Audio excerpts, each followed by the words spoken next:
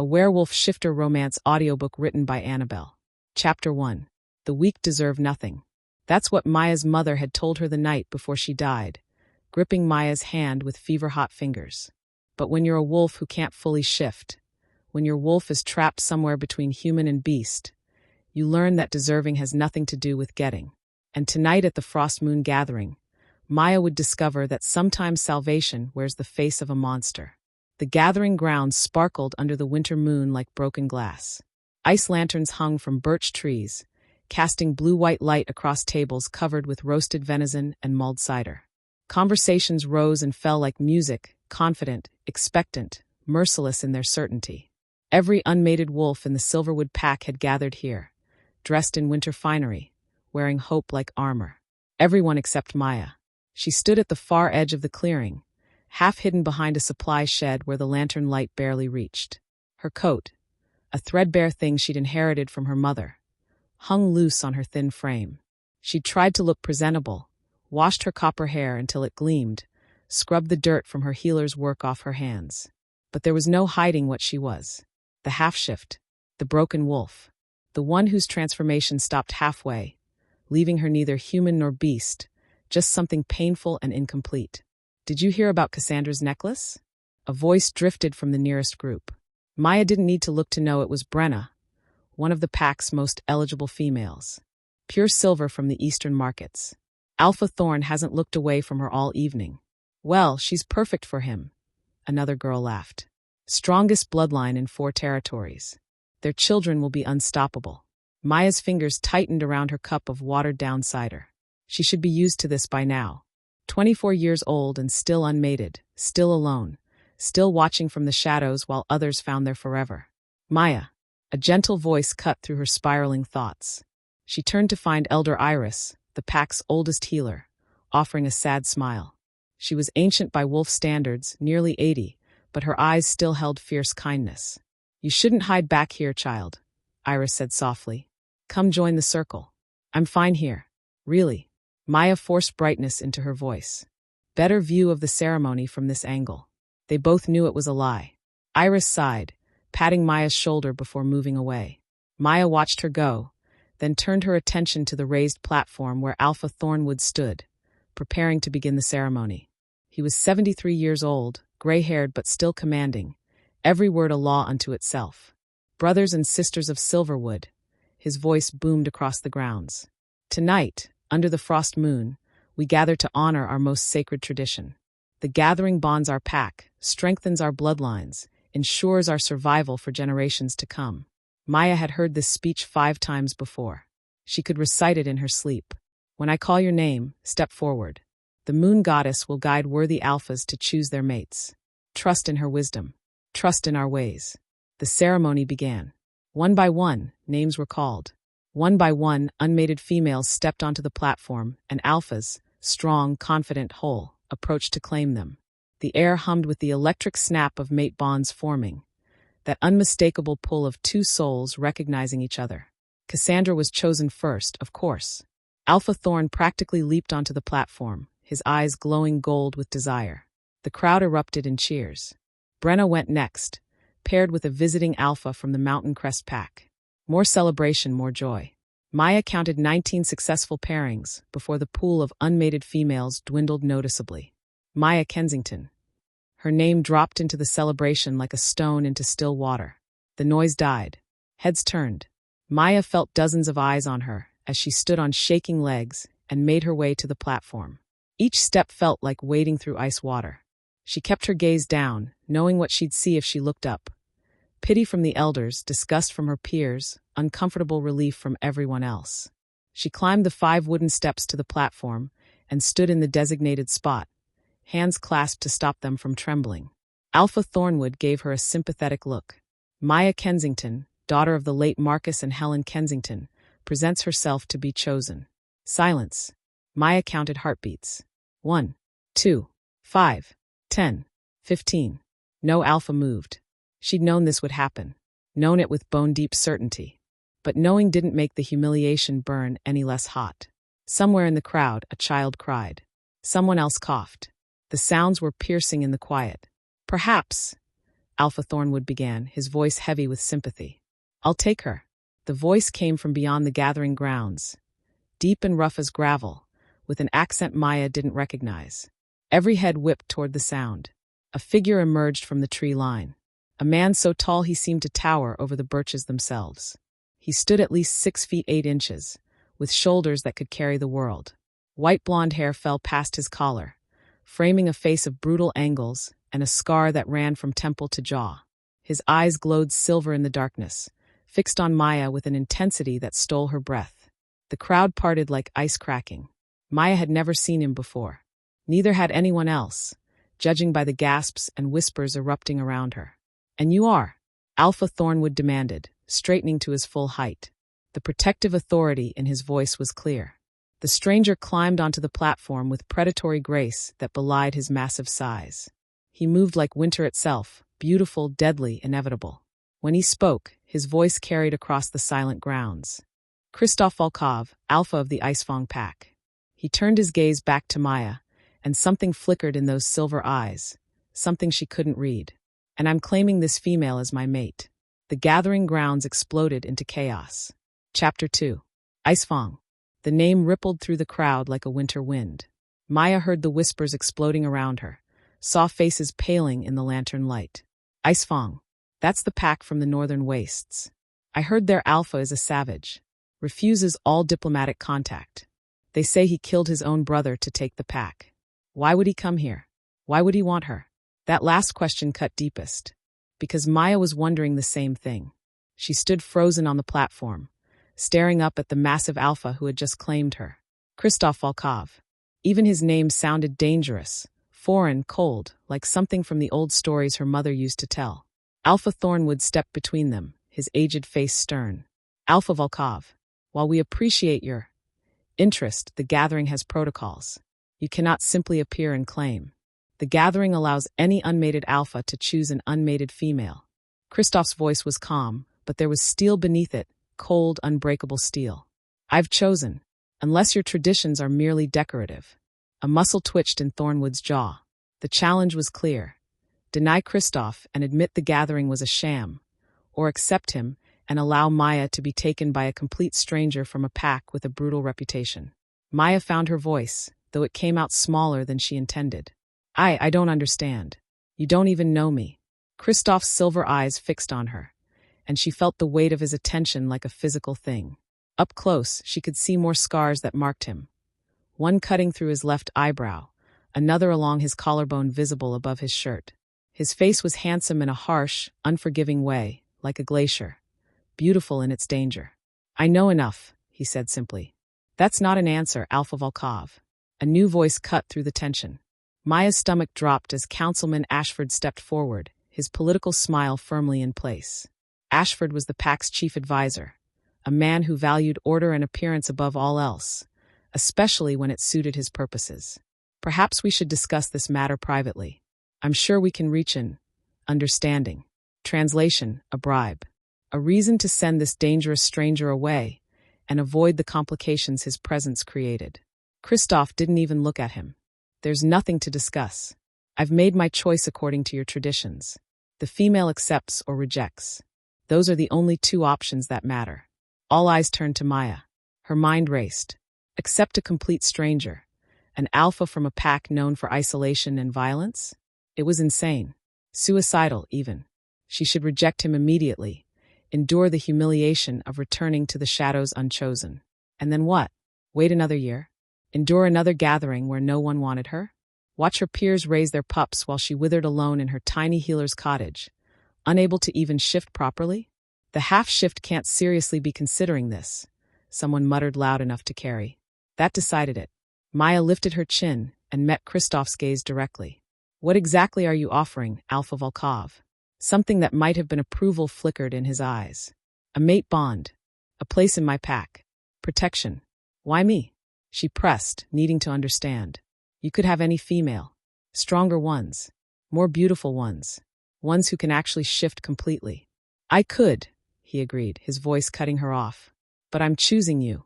It wasn't an answer. But the way he said it, firm, final, allowing no argument, made her believe he meant it. Whatever his reasons, they were real to him. Alpha Thornwood leaned close to her, his voice dropping to a whisper. "Child, you don't have to do this. We can find another way." "Another way to what?" Maya whispered back. "Watch me stand alone at next year's gathering? And the year after that." She swallowed hard. "At least this way, I'll belong somewhere.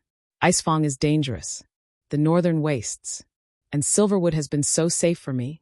The bitterness leaked through before she could stop it. Thornwood's face crumpled with guilt, and Maya immediately regretted her words. None of this was his fault. He'd been kind to her in his way, but kindness didn't change facts. She turned back to Kristoff, pulse hammering in her throat. "If I accept, what happens? Do I just leave with you tonight?" "Yes. I'd need to pack my things." "Say goodbye. Pack light. We leave within the hour." The hour. Stars above, he was serious. This was really happening. Maya searched his face for any sign of deception, cruelty, the mockery she'd learned to expect. But Kristoff's expression remained unreadable, his silver eyes steady on hers. Not cruel, not kind, just determined.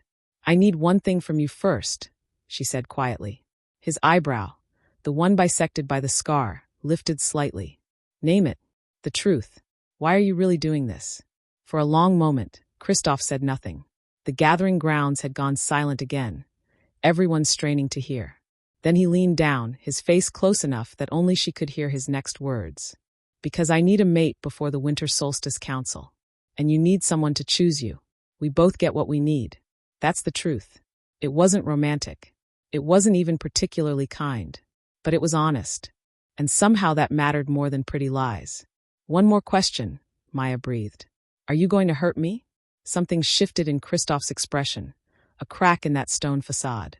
"No," he said, and this time there was something almost gentle in his voice. "I'm going to protect you, even from my own pack, if necessary." "Especially from my own pack," his tone seemed to say. Maya took a shaking breath. This was madness. Complete and utter madness. But sitting alone at gatherings year after year, watching life pass her by while her body refused to shift properly. That was a different kind of madness, wasn't it? "Then I accept." The words fell into stunned silence.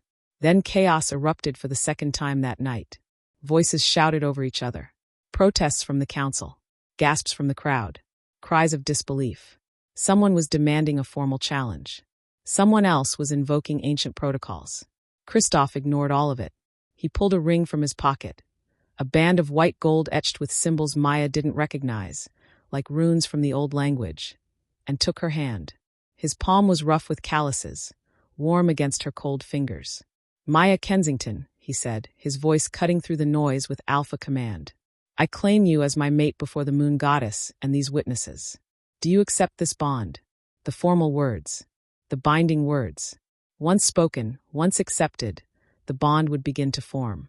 Not the instant electric snap of fated mates, but the slower, deliberate building of a chosen bond. Just as permanent. Just as sacred. Her mother had told her that chosen bonds could become just as strong as fated ones, given time and care. She'd said love grew where it was tended. Maya hoped she was right. "I accept this bond," she whispered. Kristoff slid the ring onto her finger. It was too large, hanging loose, but the metal warmed against her skin like it was alive. He lifted her hand to his lips and pressed a kiss to her knuckles, a gesture so at odds with his brutal appearance that Maya's breath caught. "Then it's done," he said. "You're mine now, and I'm yours." The mate bond sparked to life between them.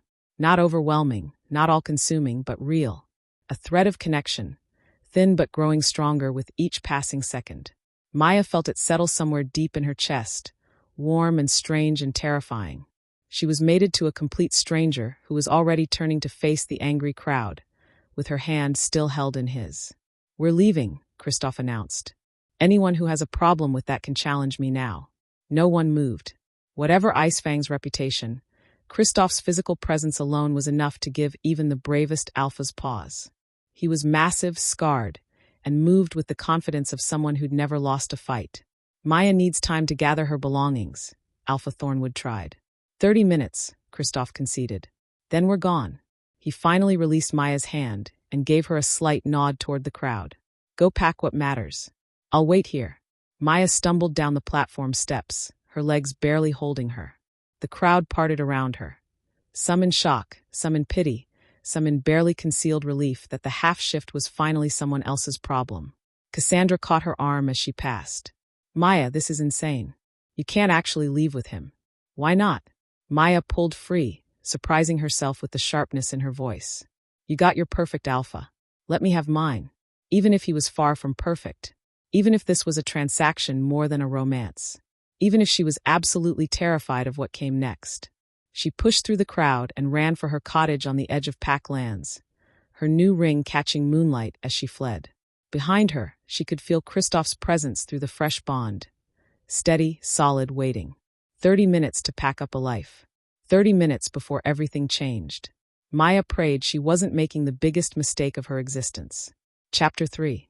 The cottage was dark when Maya burst through the door, her hands shaking so badly she could barely light the candle. Golden light flooded the small space, the only home she'd ever known. One room that served as kitchen, bedroom, and workroom. Her mother's herb-drying racks still hung from the ceiling. The narrow bed in the corner where Maya had slept every night of her 24 years. Her healer's supplies organized on rough shelves. 30 minutes to say goodbye to all of it. She grabbed her travel pack from the hook by the door and started throwing things inside with no thought to organization. Clothes, her 2 other dresses, a spare shift, wool stockings for winter. Her mother's journal of herbal remedies, the pages yellowed and stained with use. The silver compass her father had given her before he died, small enough to fit in her palm. What did you pack when leaving forever? Maya. She spun to find Elder Iris standing in the doorway, slightly out of breath. She must have run after her from the gathering. Iris, I can't. I don't have time. I know. She stepped inside, closing the door behind her. Her healer's bag hung from her shoulder. I'm not here to stop you. I'm here to help. Maya's eyes burned with sudden tears. You think I'm insane? I think you're brave. Iris moved to Maya's shelf of supplies and started pulling down items with practiced efficiency. Bandages, a small mortar and pestle, a tin of salve for frostbite. Kristoff Volkov has a fearsome reputation, yes. But I've also heard he's fair. Protective of his pack. If he's claimed you, he'll honor that bond. He doesn't want me, Maya whispered, the truth spilling out. He needs a mate for some political reason. The Winter Solstice Council, he said. This isn't about me at all. Iris paused, meeting her eyes. Then make it about you. You're cleverer than any wolf in this pack gives you credit for. You've survived being broken your entire life. That takes a strength most will never understand. She pressed the items into Maya's hands. Use that strength now. Show Icefang what Silverwood was too blind to see. What if I can't? The fear finally broke through. What if I'm just as broken as everyone thinks? You're not broken. You're different. Iris gripped her shoulders firmly. Your mother knew it. I know it. Someday that wolf inside you is going to emerge fully. And when it does, Maya, you're going to be magnificent. Maya wanted to believe her. She'd spent years waiting for her shift to complete, for the strength that was supposed to come with maturity. But at 24, still trapped in painful half-transformations, hope felt like another cruel joke. Still, she nodded and continued packing. Iris helped her gather the essentials. Food for the journey, a water skin, a warm cloak lined with rabbit fur. She added packets of herbs from her own bag. Valerian for sleep, willow bark for pain, yarrow for wounds. Her voice dropped. And silphium, in case you need to prevent. Iris. Maya's cheeks burned.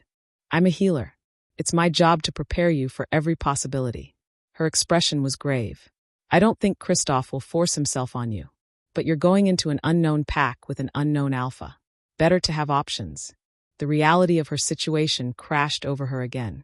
She was leaving with a stranger to a pack known for isolation, where she'd have no allies, no protection except from the very male who might become her greatest threat.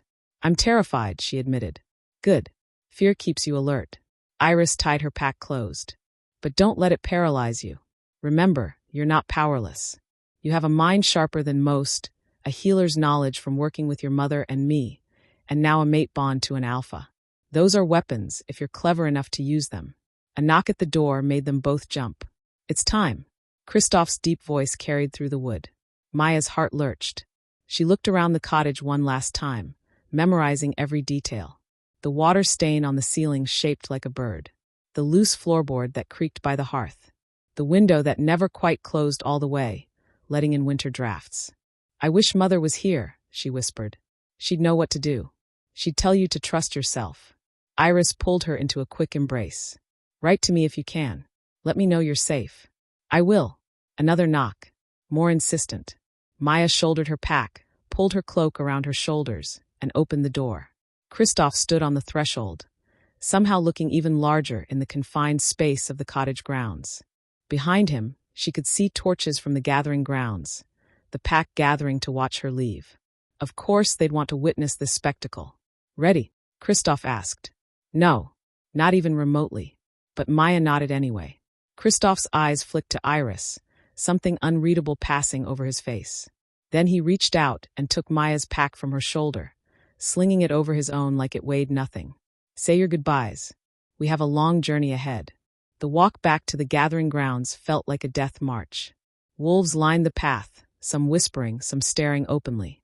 Maya kept her chin up through sheer force of will. She wouldn't give them the satisfaction of seeing her crumble. Alpha Thornwood waited at the edge of pack territory, his expression troubled. Maya, child, if you've changed your mind. I haven't. Then may the moon goddess guide your path. He pressed a small pouch into her hands. Coin. Not much, but enough to get you home if you need it. The kindness nearly broke her. Thank you, Alpha. Councilman Ashford stood nearby, his arms crossed. This is highly irregular. The council should have been consulted. The council can file a complaint with Icefang. Kristoff cut him off. His hand settled on the small of Maya's back. Warm, possessive, protective. My mate and I are leaving now. My mate. The words sent a shiver through her. For better or worse, that's what she was now. Kristoff guided her past the crowd, past the gawking faces and whispered speculation. At the tree line where pack territory ended, he paused and turned to face her. Last chance, he said quietly. If you're going to run, do it now. Once we cross into neutral territory, you're committed. Maya looked back at Silverwood, at the gathering grounds where she'd stood alone so many times, at the faces of wolves who'd never truly seen her, at Iris, who gave her an encouraging nod from the crowd, at Cassandra, who looked genuinely worried despite everything. Then she looked up at Kristoff, this scarred, brutal stranger who'd chosen her when no one else would. I'm not running, she said. Something that might have been respect flickered in his eyes. Then stay close. The neutral territory between packs isn't safe after dark. He shifted then, and Maya's breath caught. His wolf was massive, easily twice the size of any alpha she'd ever seen. Pure white fur like fresh snow, with silver eyes that glowed in the darkness. Shoulders corded with muscle. He was built for the frozen north, for survival in conditions that would kill lesser wolves. He lowered himself slightly, an invitation. Maya's wolf was too incomplete, too painful to make the journey in shifted form. She'd have to ride. Pride warred with practicality. Pride lost. She climbed onto his back, gripping his fur tightly. The moment she settled, Kristoff stood and launched into the forest at a ground-eating lope. Maya held on for dear life, the world blurring around them. Behind them, Silverwood faded into the distance. Ahead lay the unknown, and pressed against Kristoff's powerful form. Feeling the mate bond pulse with each stride, Maya realized with sudden clarity that she'd traded one form of danger for another. She just prayed this danger might actually keep her alive. They ran for hours. The forest changed around them, from the familiar birch groves of Silverwood territory, through the neutral wildlands, and into darker, colder woods Maya had never seen. The trees grew taller, their branches heavy with snow. The underbrush thinned. Even the air felt different, sharper, colder, charged with ancient power. Icefang territory. Kristoff finally slowed near a frozen stream, his sides heaving slightly. He shifted back to human form, and Maya quickly averted her eyes before sliding off his back. Pack wolves were used to nudity, shifting destroyed clothes unless you learned to undress first. But she and Kristoff were still strangers. It felt too intimate. She heard rustling as he dressed in spare clothes he'd apparently stashed in her pack. When she looked back, he was decent. Loose trousers and a shirt that stretched across his broad shoulders.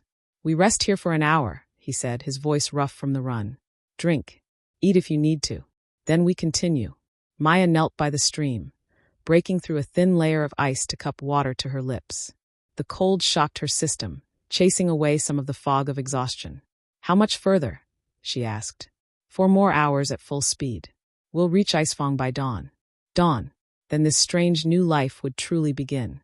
Maya settled against a tree trunk, pulling her cloak tight against the chill. Kristoff stood watch nearby, alert and tense. Even resting, he looked ready for battle. "Can I ask you something?" Maya ventured after a moment of silence. "You can ask. I may not answer." "Fair enough." She paused.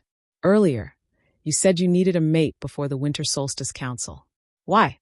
Kristoff was quiet for so long she thought he wouldn't respond. Then, pack law. An alpha must be mated to hold their position beyond age 35. I turned 35 in 3 weeks. Understanding dawned. So if you didn't find a mate, the council could challenge my right to lead. Force me to step down or fight every male who thinks they could do better. His jaw clenched. I've held Icefang for 10 years. Rebuilt it from the frozen wasteland my father left. I'm not surrendering it to some ambitious fool because of an outdated law. So you needed any mate? Maya's voice was smaller than she intended. And I was convenient. You were willing. He turned to look at her directly. Don't underestimate the value of that. I don't have time for courtship or political games. You needed to be chosen. I needed a mate. We helped each other. It was brutally practical. Unromantic. But at least it was honest. What should I expect when we arrive? Maya asked. Your pack, will they accept me? Kristoff's laugh was harsh. No, they'll hate you on principle. You're weak from a foreign pack, and you can't even shift properly. They'll test you, push you, try to force you into submission or drive you away. Maya's stomach dropped. That's not encouraging. I'm not here to coddle you with pretty lies. He crossed his arms. Icefang isn't like Silverwood. We don't have ceremonies and traditions. We have survival. The strong protect the weak, but they don't tolerate uselessness. I'm not useless, Maya said, anger sparking. Then prove it. His silver eyes pinned her. That's what you'll have to do every single day. Prove you deserve to be there. Prove you're more than the half-shift everyone sees. And what about you? The question burst out before she could stop it. Will you protect me, or just throw me to the wolves? I'll protect you from real danger. But I won't shield you from every challenge. Kristoff's expression was hard. If I do, they'll never respect you. Never see you as anything but my burden. You want to survive Icefang? You'll have to fight for your place. It was the opposite of everything Maya had hoped for. No gentle introduction, no gradual acceptance. Just trial by fire. I don't know if I can do this, she admitted quietly. You can. You already chose to. That takes courage most wolves don't have. Kristoff pushed off the tree he'd been leaning against. Rest now. We leave in 30 minutes. He walked to the other side of the clearing, giving her space, leaving her alone with her racing thoughts and the growing weight of what she'd agreed to. Maya touched the ring on her finger. Too large, too heavy, too real. She'd wanted to be chosen, to matter to someone. Careful what you wish for, her mother's voice whispered in memory. Because now she belonged to the most dangerous alpha in 4 territories, was heading to a pack that would hate her, and had no idea if she was strong enough to survive what came next. But as Maya looked up at the unfamiliar stars through the canopy of snow-laden trees, one thought burned bright. She'd been unwanted for so long that even danger and uncertainty and a mate who'd chosen her for politics, felt like a chance at something more. And she'd be damned if she wasted it. Chapter 4. Dawn broke pale and cold over Icefang territory. Maya saw the packlands long before they reached them. A valley carved between 2 mountain peaks, perpetually shrouded in mist and snow. Where Silverwood had been rolling hills and birch forests, Icefang was all sharp edges and brutal beauty. Dark pine forests climbed the mountain slopes. Ice formations jutted from the earth like frozen claws. Even the air tasted different here. Wilder, colder, ancient. Kristoff shifted back to human form at the valley's edge, dressing quickly while Maya climbed down on trembling legs. For hours of riding had left her sore and exhausted, but she forced herself to stand straight. First impressions mattered, even when you were too tired to think. Stay close, Kristoff said, shouldering her pack again. Don't make eye contact with anyone unless I tell you to. Don't speak unless spoken to directly. And whatever happens, don't show fear. That's a lot of don'ts, Maya muttered. His mouth twitched, almost a smile. Almost. Welcome to Icefang. They walked down into the valley as the sun crept higher, burning away some of the mist. The pack settlement came into view gradually. Not the neat cottages and communal buildings of Silverwood, but a sprawling collection of structures built into the landscape itself. Stone lodges carved into hillsides. Wooden longhouses with smoke curling from their chimneys. Training yards where even now, in the early morning light, wolves sparred with brutal efficiency. And everywhere wolves. Dozens of them. All turning to stare as Kristoff and Maya entered the settlement. The whispers started immediately. Is that her? She's tiny. He actually went through with it. Look at her. She can barely stand. Maya kept her eyes forward and her chin up, even as her heart hammered against her ribs. These wolves were different from Silverwood Pack. Harder, leaner, with scars that spoke of constant survival. Every single one looked like they could kill her without breaking a sweat. Kristoff's hand found the small of her back again. That now familiar gesture of possession and protection. The mate bond pulsed between them, offering a thread of comfort in the sea of hostile stares. They walked through the settlement to a large stone building at its heart. The pack house, Maya realized. Where the alpha lived. Where she would live now. A woman waited on the steps. Tall, powerful, with ice-blonde hair pulled back in a severe braid. She wore leather training gear and had the build of a warrior. Her pale blue eyes swept over Maya with open disdain. So this is the famous mate, the woman said, her voice dripping with contempt. Kristoff, you could have at least chosen someone who looks like she could survive a week here. Nadia. Kristoff's voice held a warning. Where's the council? Waiting in the great hall. They're not happy. Nadia's eyes never left Maya. Neither is anyone else. You left for a mate and came back with this.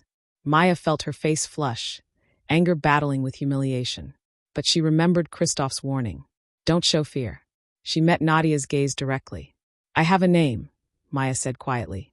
It's Maya, and I'm stronger than I look. Nadia laughed, sharp and cruel.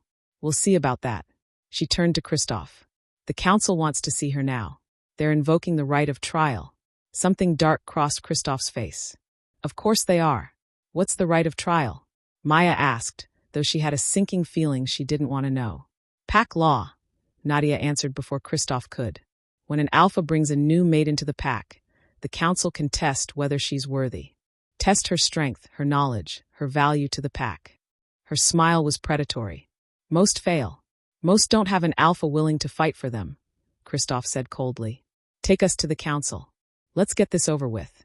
He guided Maya into the pack house, through corridors lit by torches and lined with weapons on the walls. Everything here spoke of warfare, of survival, of strength as the only currency that mattered. The great hall was exactly what Maya expected.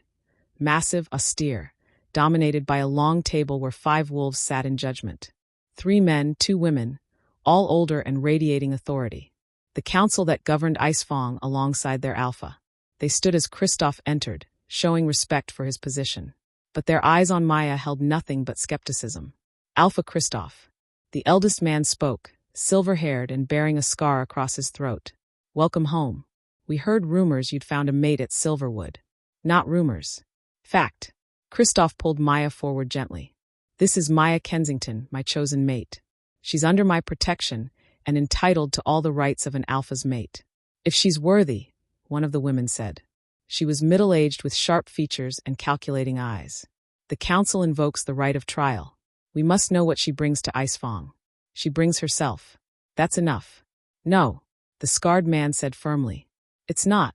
You know our ways, Kristoff. You've led this pack back from the brink, but you did it by enforcing our laws. You can't ignore them now because they're inconvenient. Kristoff's jaw clenched. The tension in the room was thick enough to cut. Maya stepped forward before she could second-guess herself. What does the trial involve? 5 pairs of eyes fixed on her with surprise. Apparently, they hadn't expected her to speak. The scarred man leaned back in his chair, studying her. 3 trials over 3 days. Combat. Knowledge. Endurance. Pass all 3 and you're accepted as one of us. Fail even one, he shrugged. You leave Icefang. The mate bond dissolves. That's not how mate bonds work, Maya protested. They can be severed if both parties agree, or if the council rules the bond invalid. The calculating woman smiled without warmth. We've done it before. We can do it again. Maya felt the ground shifting beneath her feet. She'd thought the bond was permanent, sacred. But apparently in Icefang, even that could be taken away. This is ridiculous, Kristoff said, his voice hard as stone. She just arrived. She needs time to rest, to adjust. She needs to prove herself, the scarred man interrupted. Just like every other wolf in this pack has had to. You taught us that, Alpha. No exceptions. No special treatment. Strength earns respect. Kristoff looked like he wanted to argue further, but Maya could see the trap. If he fought too hard for her, he'd undermine his own authority. Prove that he gave special treatment to his mate while demanding everyone else earn their place. I'll do it, Maya said quietly. Maya, I'll do the trial. She looked up at Kristoff, trying to project confidence she didn't feel. You said I'd have to prove myself every day. Might as well start now. Something flickered in his eyes. Surprise, maybe even admiration. You don't have to. Yes, I do. She turned back to the council. When do we start? The scarred man smiled. A genuine smile this time, though no less dangerous. I like her spirit, Kristoff. Let's see if she has anything else. He stood, the other council members following suit. The first trial begins at noon. Combat. You'll face one of our wolves in the training yard. Not to death, he added, seeing Kristoff's expression darken, but to submission or unconsciousness. Standard dominance fight. Maya's stomach dropped. Combat. Against wolves who'd been training their entire lives to be warriors. Against opponents who probably outweighed her by 70 pounds and could actually shift completely. She was going to lose. They all knew it. But if she didn't at least try, if she backed down now, she'd be admitting defeat before she even began. I understand, she managed. Good. The calculating woman's eyes gleamed. I suggest you spend the next few hours preparing. You're going to need it. The council filed out, leaving Maya and Kristoff alone in the Great Hall. The moment they were gone, Kristoff rounded on her. You didn't have to agree to this. What choice did I have? Maya wrapped her arms around herself, suddenly cold. Say no and prove I'm too weak to be here? At least this way I have a chance. You have no chance. Kristoff's words were brutal in their honesty. Not in combat. You know that. Then why did you bring me here? The question exploded out of her. You knew what your pack was like. You knew they'd test me. Why choose me at all if you knew I'd fail? Kristoff was silent for a long moment. When he spoke, his voice was quieter. Because I thought I could protect you. Shield you from the worst of it until you found your footing. He shook his head. I underestimated how much the council resents me choosing an outsider. They want you to fail. Yes. At least he was honest. Maya sank onto a bench, exhaustion and despair washing over her. I should have stayed in Silverwood. Should have just accepted being alone. You could still go back. Kristoff sat beside her. Not touching, but close enough that she could feel his presence. I could escort you to the border. Tell the council the bond didn't take. You'd be free. Freedom. Back to her healer's cottage. Back to standing alone at gatherings. Back to being invisible and unwanted and slowly withering away. Or forward into danger and trials she'd likely fail. But at least trying, at least fighting. No, Maya said finally. I'm staying. I'm doing this. Why? She looked up at him. This brutal, scarred alpha who'd chosen her for all the wrong reasons, but hadn't lied to her once. Because for the first time in my life, someone chose me. Even if it was just for politics. Even if you need me more than want me. She touched the too large ring on her finger. That means something. And I'm not throwing it away without a fight. Kristoff's expression shifted. Something almost like respect warming those cold silver eyes. Then we have 4 hours to prepare you. Come on. He stood, offering his hand. If you're going to lose anyway, let's make sure you lose with honor. It wasn't encouraging. But somehow, it was exactly what Maya needed to hear. She took his hand and let him pull her to her feet. 4 hours to prepare for a fight she couldn't win. 4 hours to prove she was more than the half-shift everyone saw. 4 hours before her new life truly began, or ended. Maya just hoped she'd survive long enough to find out which. Chapter 5. The training yard was packed. Word had spread fast. The new alpha's mate, the weak half-shift from Silverwood, was going to fight. Every wolf in Icefang who could walk had gathered to watch what promised to be a spectacular humiliation. Maya stood at the edge of the yard, trying to control her breathing. 4 hours of preparation with Kristoff had taught her exactly one thing. She was hopelessly outmatched. He'd shown her basic defensive stances. How to protect her throat and belly. How to fall without breaking bones. All necessary skills when you knew you were going to lose. He hadn't tried to teach her offense. There was no point. Remember, Kristoff said quietly beside her. Survive as long as you can. Show courage. That matters more than winning. Easy for him to say. He'd probably never lost a fight in his life. The scarred council member, Maya had learned his name was Victor, stepped into the center of the yard. His voice boomed across the gathered crowd. By pack law and the right of trial, Maya Kensington will face trial by combat. The fight continues until submission, unconsciousness, or, he paused, death. Though we prefer the first two options. Nervous laughter rippled through the crowd. Her opponent today is Nadia Frostbane, our pack's head warrior. Of course it was Nadia, the ice-blonde woman who'd looked at Maya like something she'd scrape off her boot. Nadia stepped into the yard, already stripped down to fighting leathers, her muscles coiled and ready. She looked like a war goddess, beautiful, deadly, absolutely merciless. Maya suddenly wanted to vomit. Shift and fight, or fight as human, Victor continued. Your choice, Maya Kensington. Shifting meant revealing just how pathetically incomplete her wolf was. Stuck halfway between forms, in agony, barely functional. Fighting as human meant facing a trained warrior with nothing but the basic moves Kristoff had frantically taught her that morning. She chose human. At least that way the humiliation would be slightly less visible.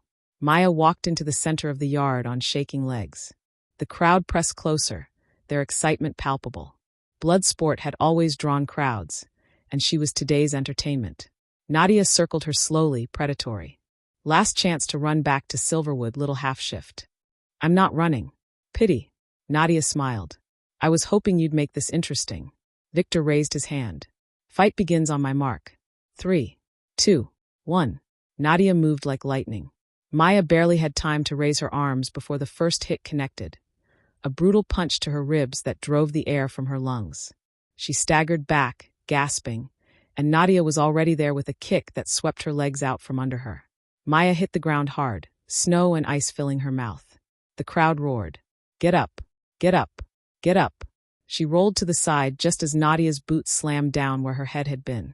Scrambled to her feet, arms up in the defensive stance Kristoff had shown her. Block the throat. Protect the belly. Nadia came at her again, a flurry of strikes that Maya could barely track, let alone block. Fists and elbows and knees, each one landing with brutal precision.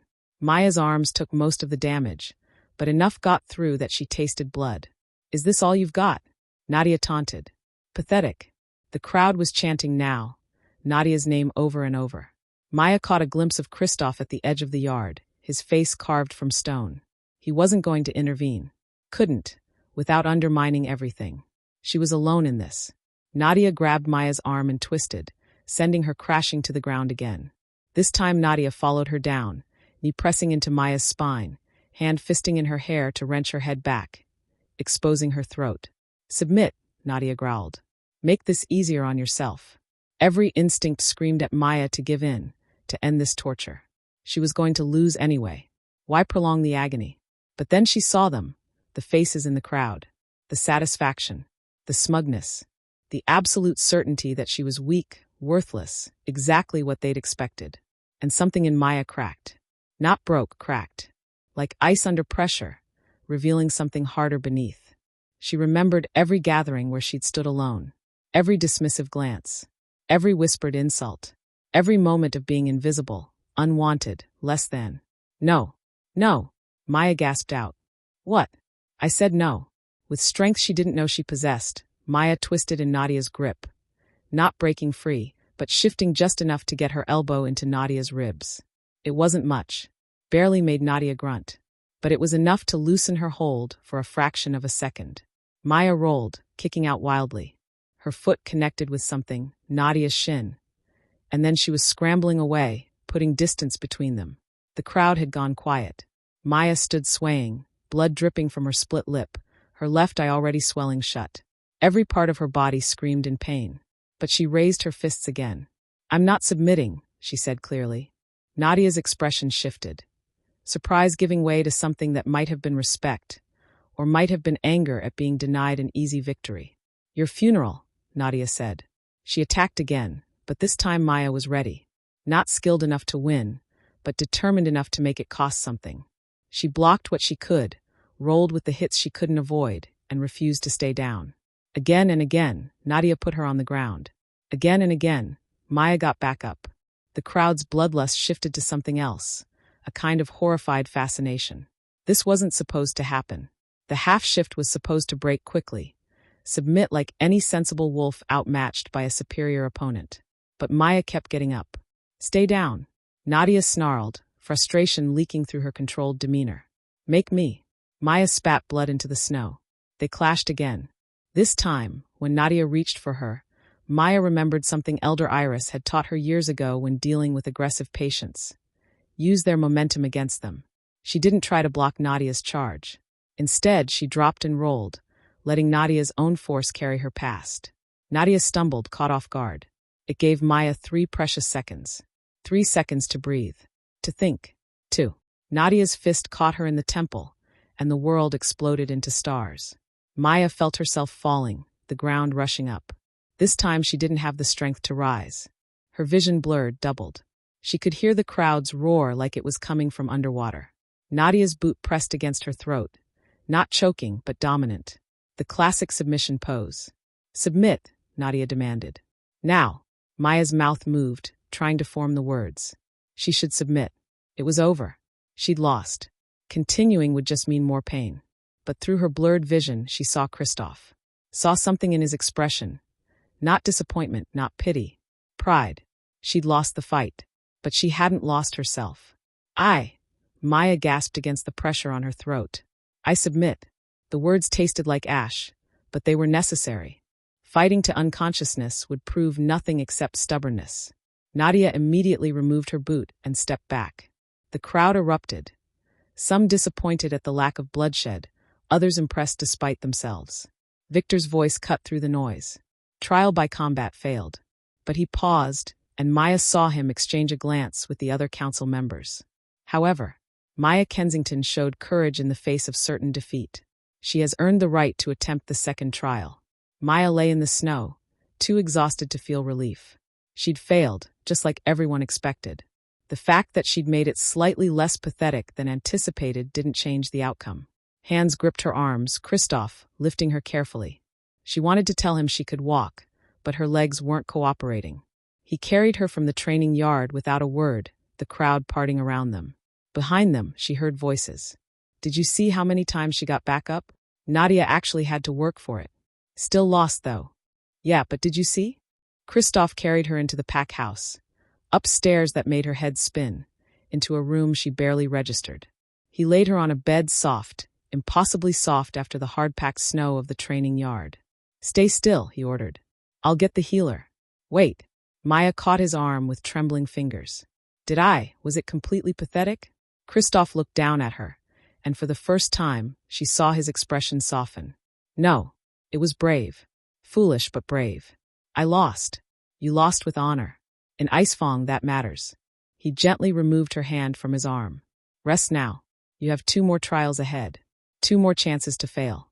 2 more public humiliations. But as Maya's eyes drifted closed, she realized something. She'd gotten back up. Again and again. She'd risen when everything in her screamed to stay down. Maybe that was worth something after all.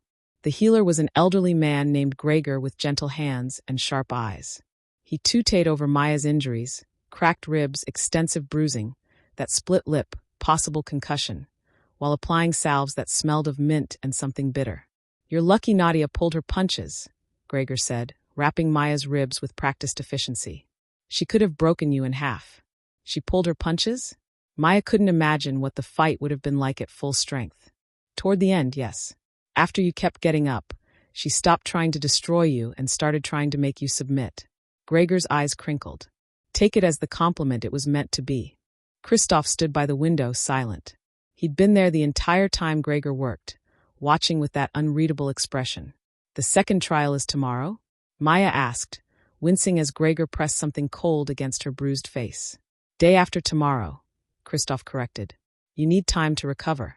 The council agreed to give you 2 days between trials. Small mercies. What's the second trial? Maya asked. Knowledge, Victor said yes. They'll test your understanding of pack law, healing, history, survival skills. Kristoff turned from the window. It's an oral examination before the full pack. You'll answer questions until they're satisfied, or until you fail to answer correctly 3 times. So the opposite of the physical trial. This one would test her mind. Her one actual strength. I can do that. Maya said with more confidence than she felt. Don't underestimate it, Gregor warned, finishing his wrapping. The council will ask obscure questions, trick questions. They're trying to eliminate you, remember? They won't make it easy. Nothing here is easy, Maya muttered. No, Gregor patted her hand. But you're still here. That's more than most outsiders can say. After he left, silence filled the room. Maya stared at the ceiling, dark wood beams, so different from her cottage in Silverwood, and tried not to think about how much everything hurt. You fought well, Kristoff said finally. I lost. You fought well, he repeated, emphasis on each word. The pack saw that. They're talking about you now. Not about how weak you are, but about how you refuse to quit. That matters. Does it matter enough? Maya turned her head to look at him, ignoring the spike of pain. Will they accept me if I fail the other trials? Kristoff's expression closed off again. I don't know. Honest to the end. Maya closed her eyes, exhaustion pulling at her. Thank you for being honest. Everyone else just lies to make people feel better. I'm not everyone else. No, you're really not. She felt the bed dip as Kristoff sat on the edge. Not close, maintaining proper distance, but present. The mate bond, he said quietly. Can you feel it? Maya searched inside herself, past the pain and fear, to that thread of connection. It was stronger than before, pulsing steadily like a second heartbeat. Yes, it's supposed to be uncomfortable if we're too far apart for too long. That's why I stayed during the healing. He stood. I'll be in the next room if you need anything. Rest now. He moved toward the door. Kristoff. He paused, looking back. Why did Nadia pull her punches at the end? For a moment she thought he wouldn't answer. Then, because even Icefang's hardest warriors respect courage. You showed her something unexpected.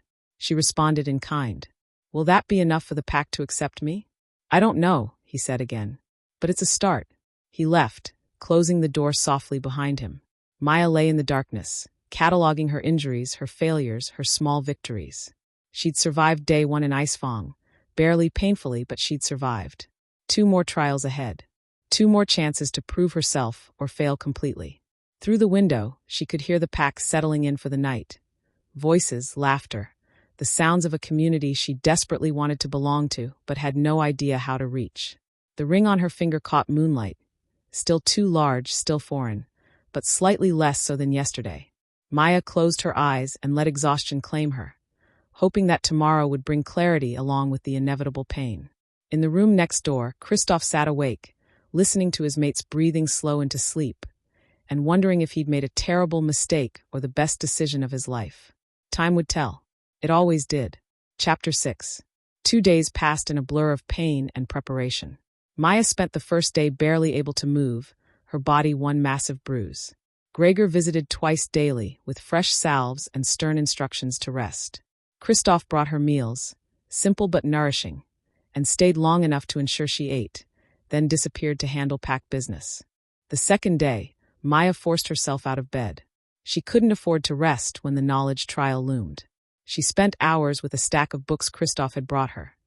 Histories of Icefang, guides to pack law, healing texts that made her head spin with their complexity.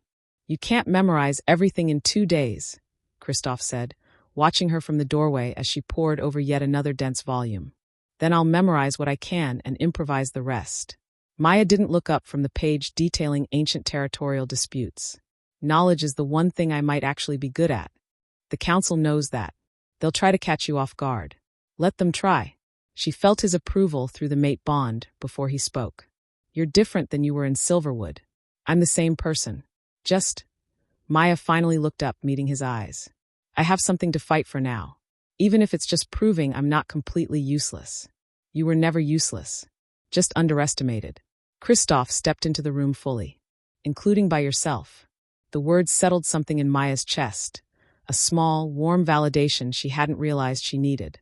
Tell me about the council, she said, changing the subject before emotions could overwhelm her. Who should I worry about most? Kristoff settled into the chair across from her. Victor, head of the council. Former alpha, before he stepped down to let me lead. He's fair but rigid about tradition. If you show strength, he'll respect it. And the woman, the one with the calculating eyes. Sonia, she's the most dangerous. Kristoff's expression darkened. She wanted her niece to be my mate. When I chose you instead, she took it personally. She'll do everything in her power to see you fail. Maya's stomach tightened. Great. An enemy on the council. The other three are less invested. Dmitri handles pack finances. He cares more about numbers than politics. Lena manages territory disputes.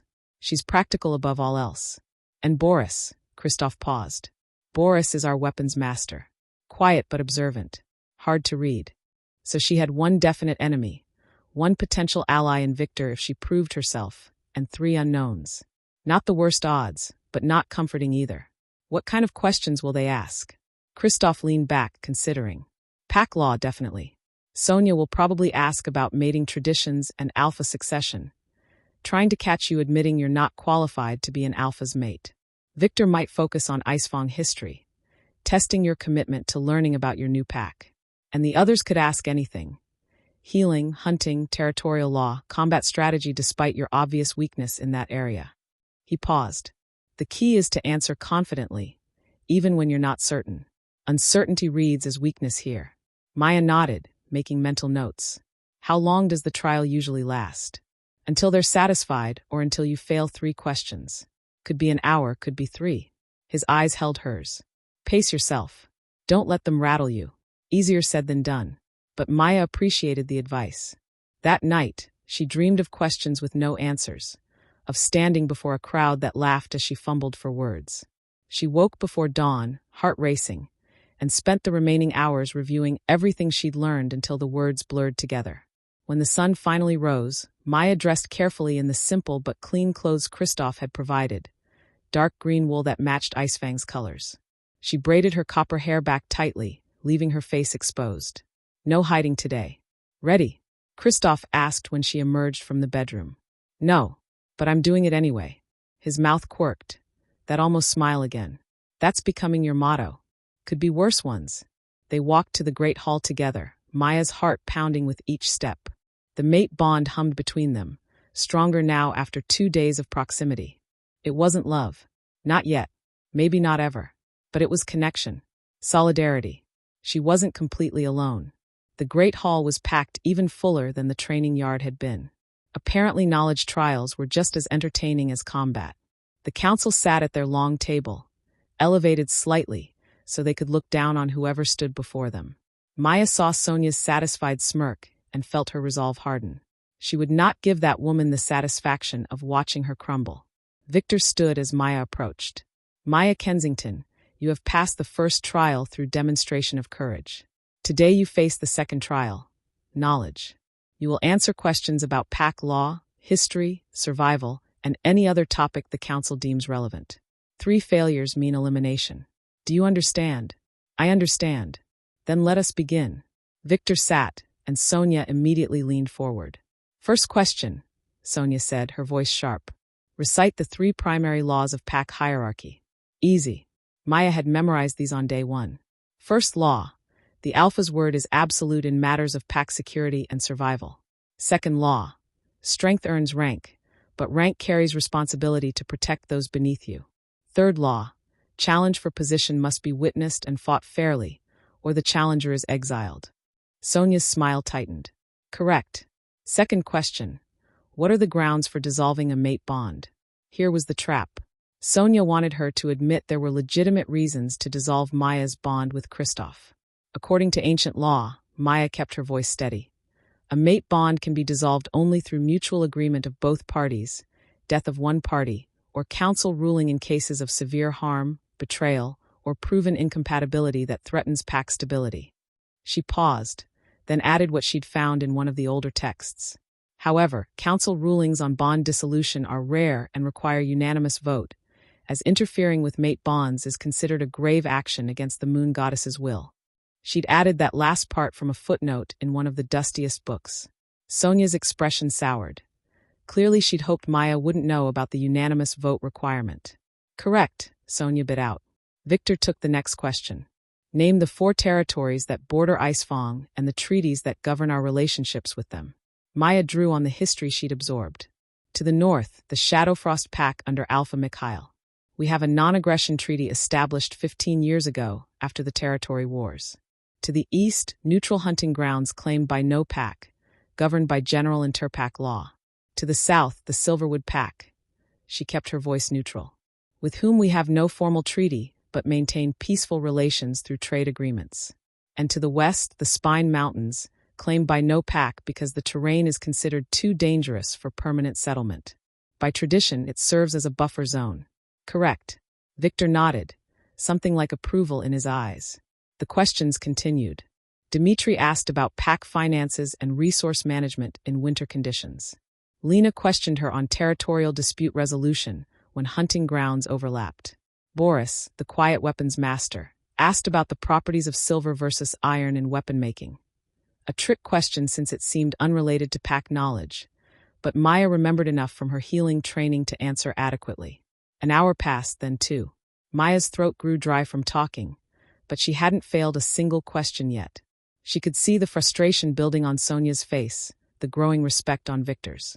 The crowd had gone quiet, leaning forward to hear every question and answer. Healing question, Sonia said abruptly. A pack member is bitten by a silver-tipped arrow. What's your immediate treatment? Silver poisoning. Deadly to werewolves. Deadly if not treated quickly. Maya's mind raced through Elder Iris's lessons and the healing texts she'd studied. First, shift the victim to human form if possible. Healing is faster in human form. Second, remove the arrow but don't pull straight back. Silver barbs often break off inside the wound. Cut around it if necessary. Third, pack the wound with yarrow to slow bleeding and draw out poison. Fourth, create a poultice of activated charcoal and honey to draw out remaining silver. Fifth, keep the victim hydrated and monitored for silver sickness.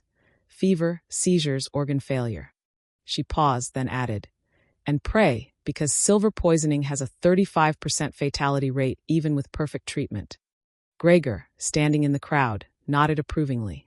Sonia looked like she'd bitten into something sour. Correct. The trial continued. 3 hours in, Maya felt her concentration wavering. The questions grew more obscure, more technical.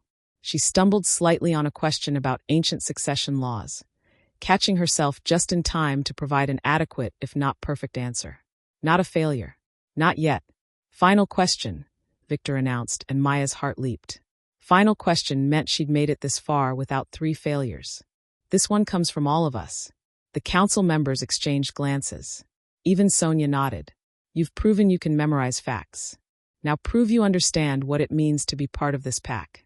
In your own words, what is Icefang's greatest strength and its greatest weakness? Not a factual question.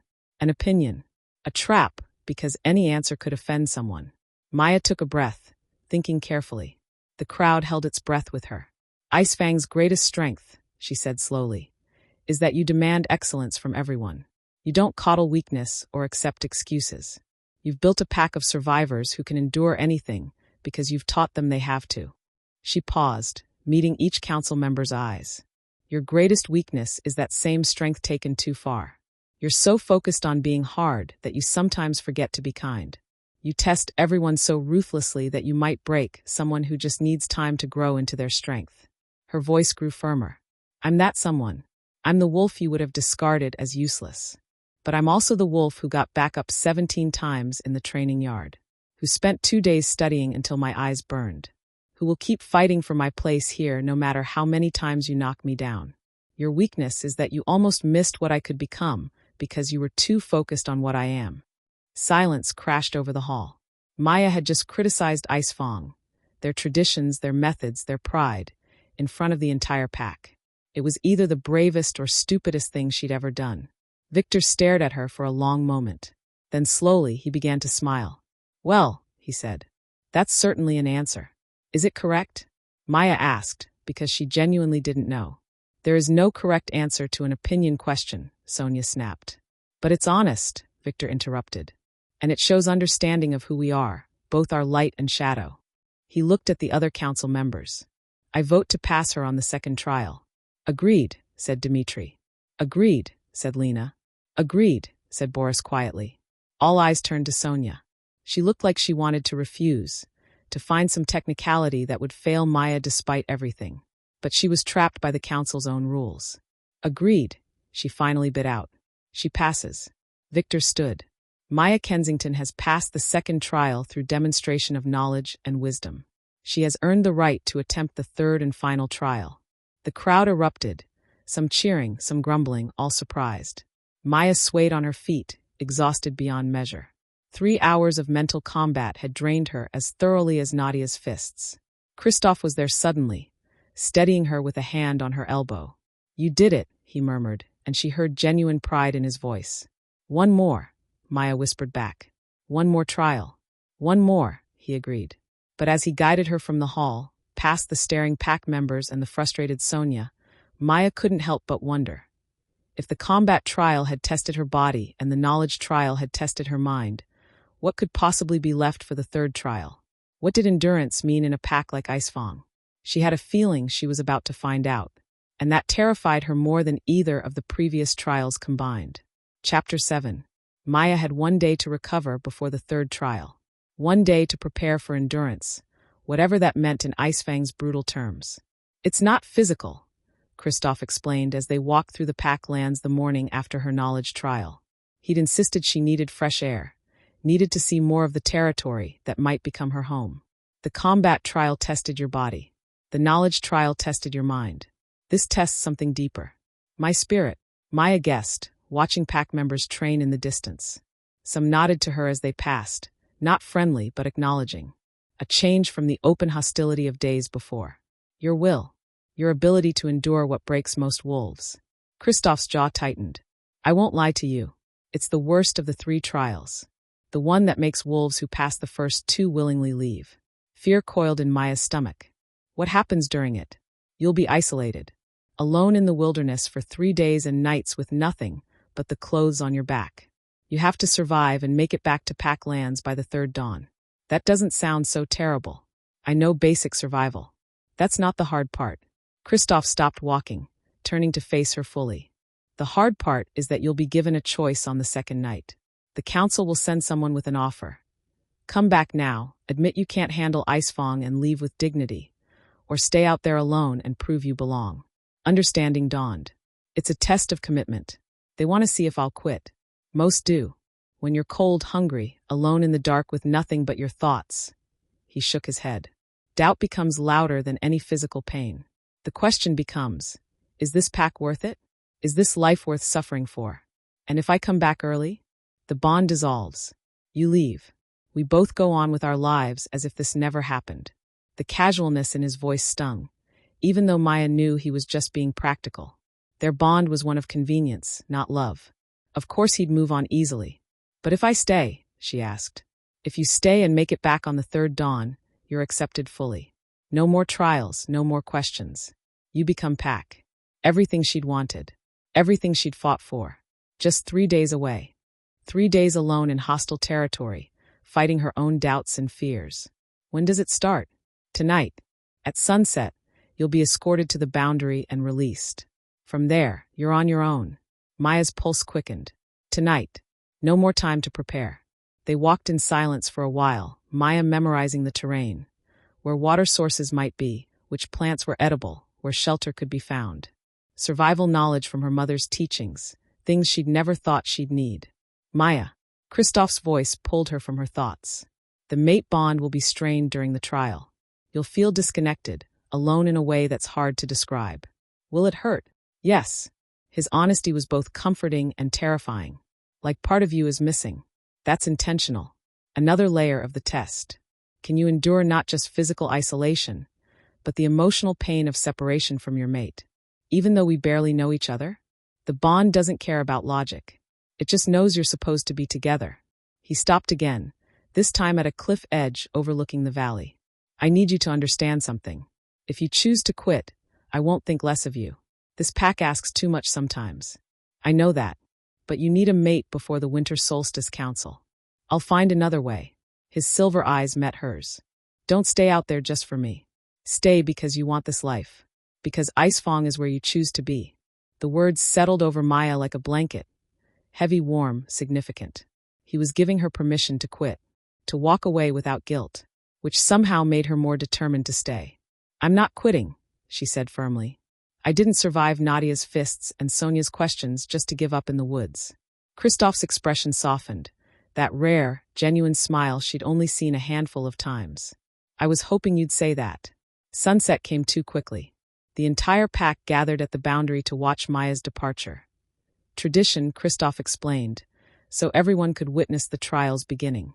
Maya stood at the edge of pack lands wearing simple clothes, no supplies, no weapons, nothing but herself and her determination. Victor stepped forward with the formal words. Maya Kensington, you face the third trial, endurance. 3 days alone in the wilderness. Return by the third dawn and claim your place among us. Fail, and you leave Icefang forever. I understand. Then go. May the moon goddess guide your path. Maya looked back once, finding Kristoff in the crowd.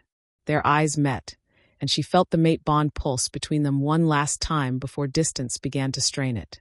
Then she turned and walked into the wilderness alone. Day 1. The first day was almost manageable. Maya found a stream within an hour, following deer trails through the dense forest. She drank deeply, knowing hydration was critical. Then she focused on shelter, finding a rocky overhang that would protect her from wind and potential snowfall. She gathered pine boughs for insulation, built a small fire using techniques her father had taught her before he died. The physical tasks kept her mind occupied, kept the creeping loneliness at bay. But as darkness fell and the forest came alive with night sounds, isolation set in.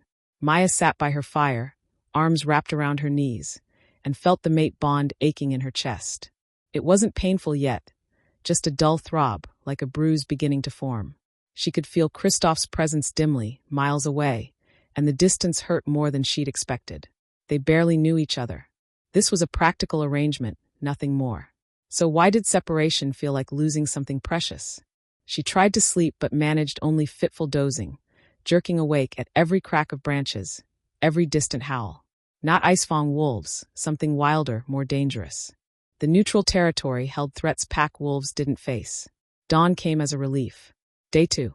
Hunger gnawed at Maya's belly. She'd found berries, testing each carefully for poison, and managed to catch a fish in the stream using a makeshift spear. Not enough food, but enough to keep functioning. The mate bond ached worse now, a constant pull back toward Icefang, back toward Kristoff. Maya caught herself walking in that direction twice before forcing herself to stop. Not yet. She had to last until the third dawn. The isolation was worse than hunger, worse than cold or fatigue. Humans, even werewolves, were pack animals. Being alone went against every instinct, every need for connection and community. Maya talked to herself just to hear a voice. Sang songs her mother had taught her. Anything to fill the oppressive silence. As evening approached, she saw them. 2 wolves on the ridge above her shelter. Not attacking, just watching. Icefang wolves, she realized. Observers making sure she didn't die out here, but not interfering. Knowing they were there made the loneliness worse somehow. So close but unreachable. Night fell. Maya huddled by her fire, shivering despite the flames. The temperature had dropped sharply, and her inadequate clothing provided little protection. Then she heard footsteps. A figure emerged from the darkness. Sonia, carrying a pack and wearing a sympathetic expression that looked alien on her sharp features. Maya, Sonia said softly, settling near the fire. I've come to offer you a choice. Here it was. The moment Kristoff had warned her about. You've proven yourself, Sonia continued. 2 trials passed. 2 days alone out here. No one questions your courage anymore. You can come back now. Leave Icefang with honor. Find a pack that won't demand so much from you. She opened the pack, revealing food, water, warm clothes. Or you can take these supplies and stay until dawn tomorrow. No one needs to know I helped you. We'll say you endured on your own. The temptation was crushing. Food, warmth, an end to this nightmare. But Maya heard the trap beneath the kindness. Taking the supplies would be cheating. Accepting help meant failing the trial, just as surely as quitting early. Why are you really here? Maya asked, her voice rough from disuse. Sonia's mask slipped. Because I want you to fail. Because you don't deserve my alpha. Don't deserve Icefang. She leaned forward. But I'm also practical. You've impressed people. If you pass this trial, you'll have influence. So I'm offering you an out that benefits us both. You leave with dignity. I get you gone. And Kristoff finds a proper mate. A mate like your niece? My niece is strong, powerful, everything an alpha needs. Except she's not the one he chose. Maya met Sonia's eyes. And I'm not quitting. You're shivering so hard you can barely speak. You haven't eaten a real meal in 2 days. The mate bond is tearing you apart. Sonia's voice turned sharp. Pride will kill you out here, girl. Then I'll die proud. Maya stood, her legs shaking but holding. Take your supplies and your false sympathy and leave. I'm staying until the third dawn. For a long moment, Sonia stared at her. Then she laughed, sharp and bitter. You're either the bravest wolf I've ever met or the most foolish. She shouldered her pack. I suppose we'll find out which by morning. She disappeared into the darkness, leaving Maya alone again. The night stretched endlessly. Maya's fire burned low. She gathered more wood with numb fingers, fed the flames, and tried not to think about warm beds and hot food and Kristoff's solid presence. The mate bond screamed now, actual pain radiating through her chest. Was Kristoff feeling this too? Did he lie awake in the pack house, hurting the same way? Did it matter if he was? Maya wrapped her arms around herself and endured. Day 3 dawn. Maya wasn't sure she'd actually slept, or just passed in and out of consciousness. Gray light filtered through the trees, and for a moment she couldn't remember where she was. Then it hit her, the third dawn. She'd made it. She had to get back to Pack Lands. Standing took 3 attempts. Her body had decided overnight that moving was optional, but Maya forced herself upright, stamped out the remains of her fire, and began the journey back. Her sense of direction was usually good, but exhaustion and hunger made everything hazy. The mate bond helped. That aching pull toward Kristoff was a compass pointing home. Home. When had she started thinking of Icefang as home? The sun climbed higher. Maya stumbled over roots, caught herself on trees, kept moving. 1 foot forward, then the other. Again and again. She lost track of time, lost track of everything except the need to keep moving. Then she heard them, voices. The sound of Pack Lands. Maya emerged from the tree line and saw them.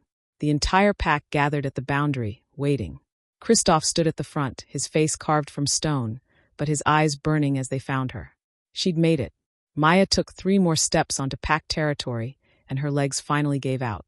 Strong arms caught her. Kristoff, somehow there instantly. I've got you, he murmured. You made it. You're home. Victor's voice boomed over the crowd. Maya Kensington has endured 3 days alone and returned at the third dawn. She has passed the final trial. He paused, and when he spoke again, there was genuine warmth in his voice. Welcome to Icefang, Maya Volkov. Welcome home. Volkov, not Kensington. Her mate's name, officially hers now. The pack erupted into howls. The traditional celebration for a new member. Not all the voices were enthusiastic, but enough were genuine that tears stung Maya's eyes. You did it, Kristoff said against her hair, holding her upright. I hoped, but I wasn't sure. Not quitting is kind of my thing now, Maya managed, her voice breaking. He laughed, actually laughed, the sound rumbling through his chest. Yeah, I noticed. Gregor appeared with blankets and soup. Nadia pushed through the crowd, and Maya tensed, but the warrior's expression wasn't hostile. You're tougher than you look, little half-shift, Nadia said. She held out her hand. Welcome to the pack. Maya stared at the offered hand for a moment, then took it. Nadia's grip was firm, but not crushing. Thank you, Maya whispered. More pack members came forward, introducing themselves, offering congratulations, some grudging but present. Even Sonia approached, her expression sour but resigned. You passed, Sonia said stiffly. That makes you pack. I won't forget my opposition to you, but I won't undermine you either. That's not our way. It wasn't friendship, but it was acceptance. Maya would take it. The celebration began as the pack led her back to the settlement. Food was being prepared, fires lit for the welcoming feast. Maya walked on shaking legs, supported by Kristoff, and let herself feel it. Relief, triumph, the overwhelming sense of finally belonging somewhere. But as the day wore on and Maya regained her strength, she couldn't shake a nagging feeling. The trials were over, yes. She'd been accepted into Icefang. But real life was just beginning.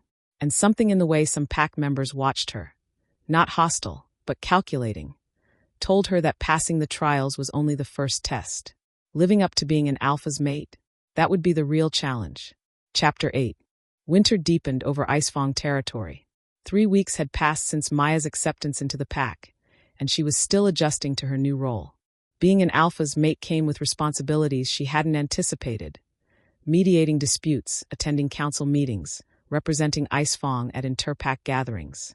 It was exhausting and exhilarating in equal measure. Maya woke to find frost coating the windows, her breath misting in the cold air. Beside her, Kristoff still slept, a rare sight, since he usually rose before dawn. She took a moment to study him in the gray morning light, still marveling at how much had changed. The mate bond thrummed steadily between them now, growing warmer with each passing day. Not the explosive, fated mate connection of legends, but something they were building together through countless small moments. Shared meals, late-night conversations, his hand finding hers during pack meetings, her learning to read his silences. Kristoff's eyes opened, silver and alert immediately. "You're staring. You're starable," Maya countered, making him huff a laugh. "That's not a word. It is now." She stretched, wincing at the soreness in her shoulders. Yesterday's training with Nadia had been brutal. The warrior had taken Maya on as a personal project, determined to make her at least marginally competent in combat. "How are the ribs?" Kristoff asked, sitting up. "Only moderately screaming." Maya had discovered that while she'd never be a warrior like Nadia, she could learn to defend herself adequately. More importantly, the regular training had built muscle and stamina she'd never possessed in Silverwood. A sharp knock interrupted their morning. Kristoff frowned. Visitors this early usually meant trouble. "Enter," he called. Victor pushed through the door, his expression grim. "We have a situation. Council meeting in 10 minutes. "What kind of situation?" Kristoff was already moving, pulling on clothes with practiced efficiency. "The kind with teeth." Victor's eyes flicked to Maya. "You should come too. This concerns you directly." Dread coiled in Maya's stomach as she dressed quickly. Situations that concerned her specifically were never good. The council chamber was tense when they arrived. All 5 members present, plus Nadia and several senior pack members. Everyone looked worried. "Alpha Kristoff." "Maya." Sonia began without preamble. "We've received a formal challenge." "From who?" Kristoff's voice went dangerously quiet. "Alpha Constantine of the Bloodfrost Pack." Victor slid a sealed letter across the table. "He's invoking the ancient right of claim." Maya watched Kristoff's face go stone cold as he read the letter. His jaw clenched, the only sign of emotion. "This is ridiculous," he said finally. "The right of claim hasn't been invoked in 40 years. "What is it?" Maya asked, looking between the council members. "What's the right of claim?" Dmitri, the finance keeper, spoke up. "Ancient pack law. If an alpha takes a mate from outside the pack, any unmated alpha from a neighboring territory can challenge the bond within the first month. They claim the outsider mate for themselves through combat." Maya's blood ran cold. "Challenge the bond. You mean he wants to fight Kristoff for me?" "Winner takes the mate," Nadia said bluntly. "It's barbaric, but it's legal under the old laws. I don't get a say in this." Anger sparked through Maya's fear. "I'm just property to be won?" "According to the old laws, yes," Sonia said, and there was something almost sympathetic in her expression. "The right of claim comes from a time when alliances were forged through forced matings. It's outdated, but it's still technically enforceable." Kristoff slammed his fist on the table, making everyone jump. "I won't honor this. Constantine can take his challenge and if you refuse, Icefang is labeled Oathbreakers," Victor interrupted firmly. "Every pack in the region will have grounds to declare us outcast. We'll lose all trading rights, all treaties, all protection under interpack law." "So we're trapped," Maya said quietly. "Yes." Victor met her eyes. "I'm sorry, Maya, but Kristoff will have to fight." Maya's mind raced. She'd heard of Alpha Constantine. Bloodfrost Pack was known for its savagery, and Constantine himself had a reputation for brutality. He'd gone through 4 mates already, each one dying under mysterious circumstances. And now he wanted her. "When?" Kristoff asked, his voice deadly calm. 4 days from now. Neutral territory, witnessed by representatives from all neighboring packs. Victor paused. "It's to the death, Kristoff. Or until one alpha yields. But Constantine won't yield. Neither will I." Kristoff's silver eyes burned. "He's been looking for an excuse to challenge me for years. This isn't about Maya. It's about taking Icefang." "Actually," Sonia said slowly, "according to the letter, if Constantine wins, he only claims Maya. Icefang remains yours." That's the terms he set. Something cold slithered down Maya's spine. "Why would he want me specifically? He doesn't even know me." "Because you're the weak point," Lena, the territory manager, said matter-of-factly. "You're an outsider, a half-shift, and you've only been in Icefang 3 weeks. Constantine sees you as an easy target. Humiliate Kristoff by taking his mate, weaken his standing among the packs. It's a power play. And a smart one, Kristoff agreed grimly. If I lose you, I look weak. Other alphas will start circling, looking for more vulnerabilities. Maya felt sick. She'd become a liability, exactly what she'd feared. Her presence was putting Kristoff and the entire pack at risk. There has to be another way, she said desperately.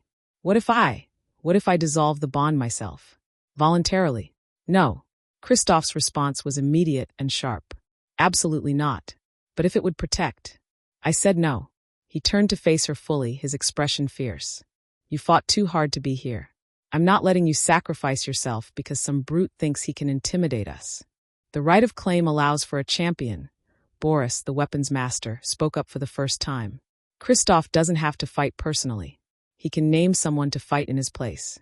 Who would be strong enough? Nadia asked. Konstantin is massive. He outweighs most of us by 80 pounds, and he's a vicious fighter.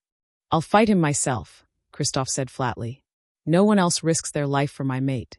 The possessiveness in his voice sent warmth through Maya despite the dire circumstances. He wasn't going to abandon her. Wasn't going to let her be taken. But could he win? What are Konstantin's chances? Maya asked Victor directly. The old alpha considered for a long moment. Honestly, in a fair fight, Kristoff wins. He's faster, more strategic, better trained. He paused. But Konstantin doesn't fight fair. He'll use every dirty trick, every advantage. And he's bigger, has longer reach. It'll be close. Too close. Maya could read it in everyone's faces. They were worried. Really worried. I need to see him, Maya said suddenly. Before the fight. I need to meet Alpha Konstantin. Absolutely not, Kristoff said. Why not? If he's so determined to claim me, I want to look him in the eye. Understand what we're dealing with. Maya's mind was already working. Knowledge is power, right? Maybe I can find something, a weakness, a tell, anything that might help. Or he'll intimidate you. Break your spirit before the fight even begins, Sonia countered. That's what he wants. Then I won't let him. Maya stood straighter. I survived 3 trials to be here. I can handle meeting the alpha who thinks I'm weak enough to steal. Nadia laughed suddenly, sharp and approving. I like that fire. Let her go. Worst case, she learns nothing. Best case, she rattles him by showing she's not afraid. It's too dangerous, Kristoff insisted. Everything about this situation is dangerous, Maya shot back. At least let me try to help. I'm not going to sit here doing nothing while you fight for my life. Their eyes locked, silver meeting brown, and Maya felt the mate bond pulse between them. She pushed every ounce of determination through it, letting him feel her resolve. Finally, Kristoff exhaled sharply. Fine, but I'm coming with you. And Nadia. And a full security detail. Deal. Victor stood. I'll send word to Konstantin that you're requesting a meeting. He'll probably agree. Alphas like him enjoy showing off their dominance. He looked at Maya with something like respect. You've got courage, girl. Let's hope it's enough. As the council dispersed, Maya felt Kristoff's hand find hers, squeezing gently. You don't have to do this, he said quietly. Yes, I do. Maya squeezed back. You've fought for me since the moment we met. It's time I fought for us too. His expression softened. When did you get so brave? The moment a giant alpha told me to act like I was his. Maya managed a small smile. Turns out pretending to be brave long enough makes it real. Kristoff pulled her close, pressing his forehead to hers. If anything happens to you, nothing will. You're going to win this fight, and we're going to have a very boring, peaceful winter. She said it with more confidence than she felt. But as they stood together in the empty council chamber, Maya couldn't shake the feeling that everything was about to change again. She'd fought to join Icefang. Now she'd have to fight to stay. The meeting with Konstantin was scheduled for the next day. Neutral territory, halfway between Icefang and Bloodfrost. Maya spent the evening preparing, asking Victor about Konstantin's history, studying what little information they had about him, trying to find any advantage she could. He's been alpha for 20 years, Victor told her over dinner. Took the position by killing his predecessor in a challenge. Since then, he's ruled Bloodfrost with an iron fist. For mates, all dead within 3 years of bonding. Officially accidents. Unofficially, he shook his head. He killed them. Can we prove it? Maya asked. We can't prove it, but yes, that's what most believe. Victor's expression was grave. If Kristoff loses. He won't. But Maya's voice was less certain than she wanted it to be. But if he does, Victor leaned forward, you'd be bonded to a murderer. A brute who sees mates as possessions. He paused. There are ways out, Maya. Ways to escape before the bond fully forms. We could help you disappear, give you a new identity. No. Maya's voice was firm. I won't run. And I won't let Kristoff fight alone, even if I can't be in the arena with him. Victor studied her for a long moment, then nodded. You really have become one of us, haven't you? That stubborn Icefang pride. Is that what this is? Maya asked with a wry smile. That and genuine courage. Victor stood. Get some rest. Tomorrow you meet the monster. You'll need your strength. That night, Maya lay awake beside Kristoff, listening to his steady breathing and trying not to think about all the ways this could go wrong. Can't sleep. Kristoff's voice rumbled in the darkness. Too much thinking. He rolled to face her, his eyes gleaming in the moonlight filtering through the window. What are you thinking about? That I never expected my life to include alpha combat challenges and possible death by murderous brute. Maya tried for humor, but it fell flat. Me neither. Kristoff reached out, tucking hair behind her ear. I thought this would be simple. Political arrangement, mutual benefit, everyone moves on with their lives. Instead I'm fighting to keep the most stubborn, brilliant, infuriating wolf I've ever met. His voice softened. And I'm terrified of losing. The admission hung between them, raw and honest. The mate bond, Maya whispered. It's changed, hasn't it? Yeah. Kristoff's thumb traced her cheekbone.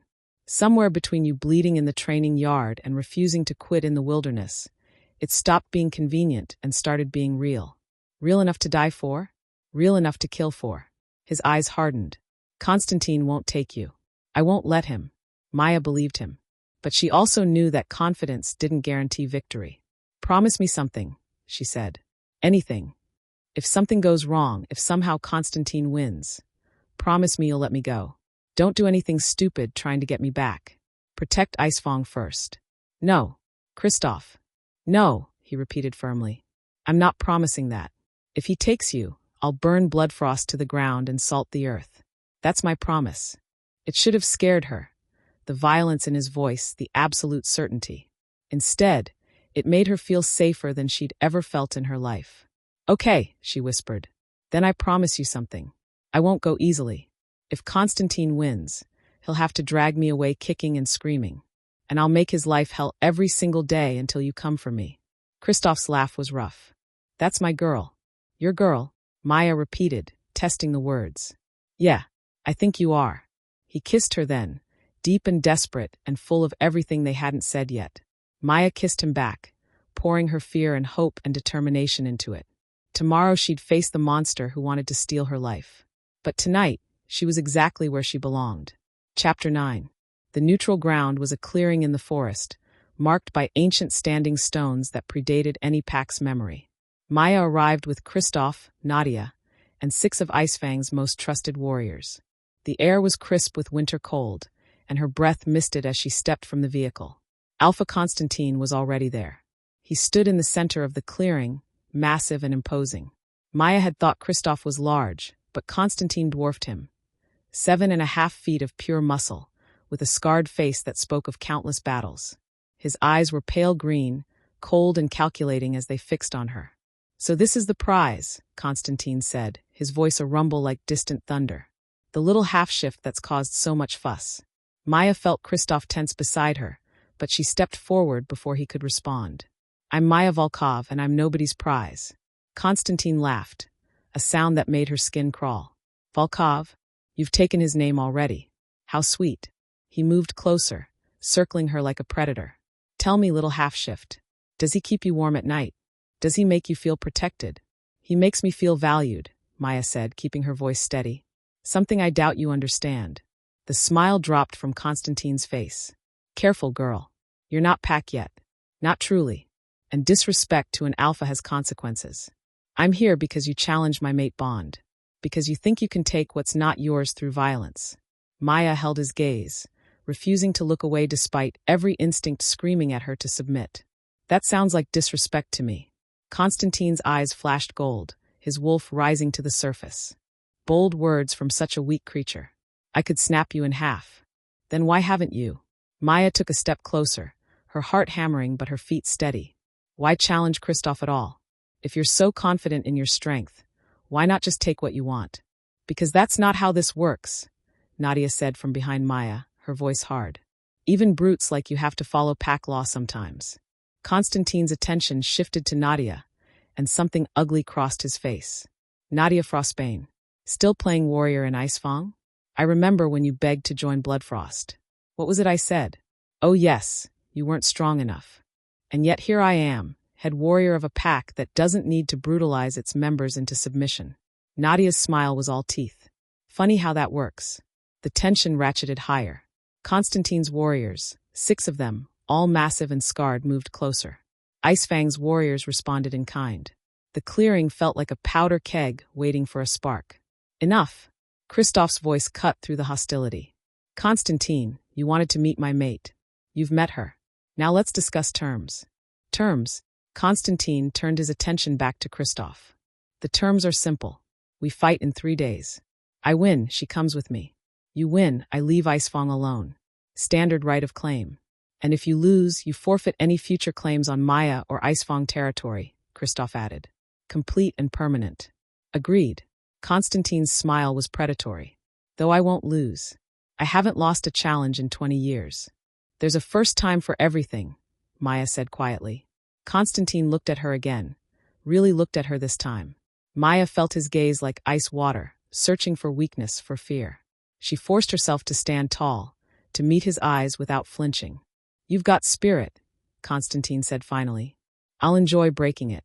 You'll never get the chance, Kristoff growled, moving to stand beside Maya. We'll see. Constantine gestured to his warriors. 3 days, Volkov. Don't be late. I'd hate for you to forfeit by cowardice. He shifted then, a massive gray wolf with eyes like winter, and his pack followed suit. They disappeared into the forest within seconds, leaving Icefang alone in the clearing. Maya's legs nearly gave out. She'd held herself together through sheer willpower, but now that Constantine was gone, fear crashed over her in waves. You okay? Nadia asked, steadying her with a hand on her shoulder. I just stared down a murderer and lived. I'm processing. Maya's voice shook slightly. You did more than stare him down, one of the warriors said, a young male named Pavel. You challenged him. Nobody challenges Constantine. She's either the bravest or craziest wolf I've ever met, another warrior added with something like admiration. Both, Nadia said firmly. Definitely both. Kristoff pulled Maya close, and she felt him trembling slightly. Don't ever do that again. When you step toward him, I had to show him I'm not afraid. You should be afraid. He's killed 4 mates, Maya. 4. He didn't. And he won't.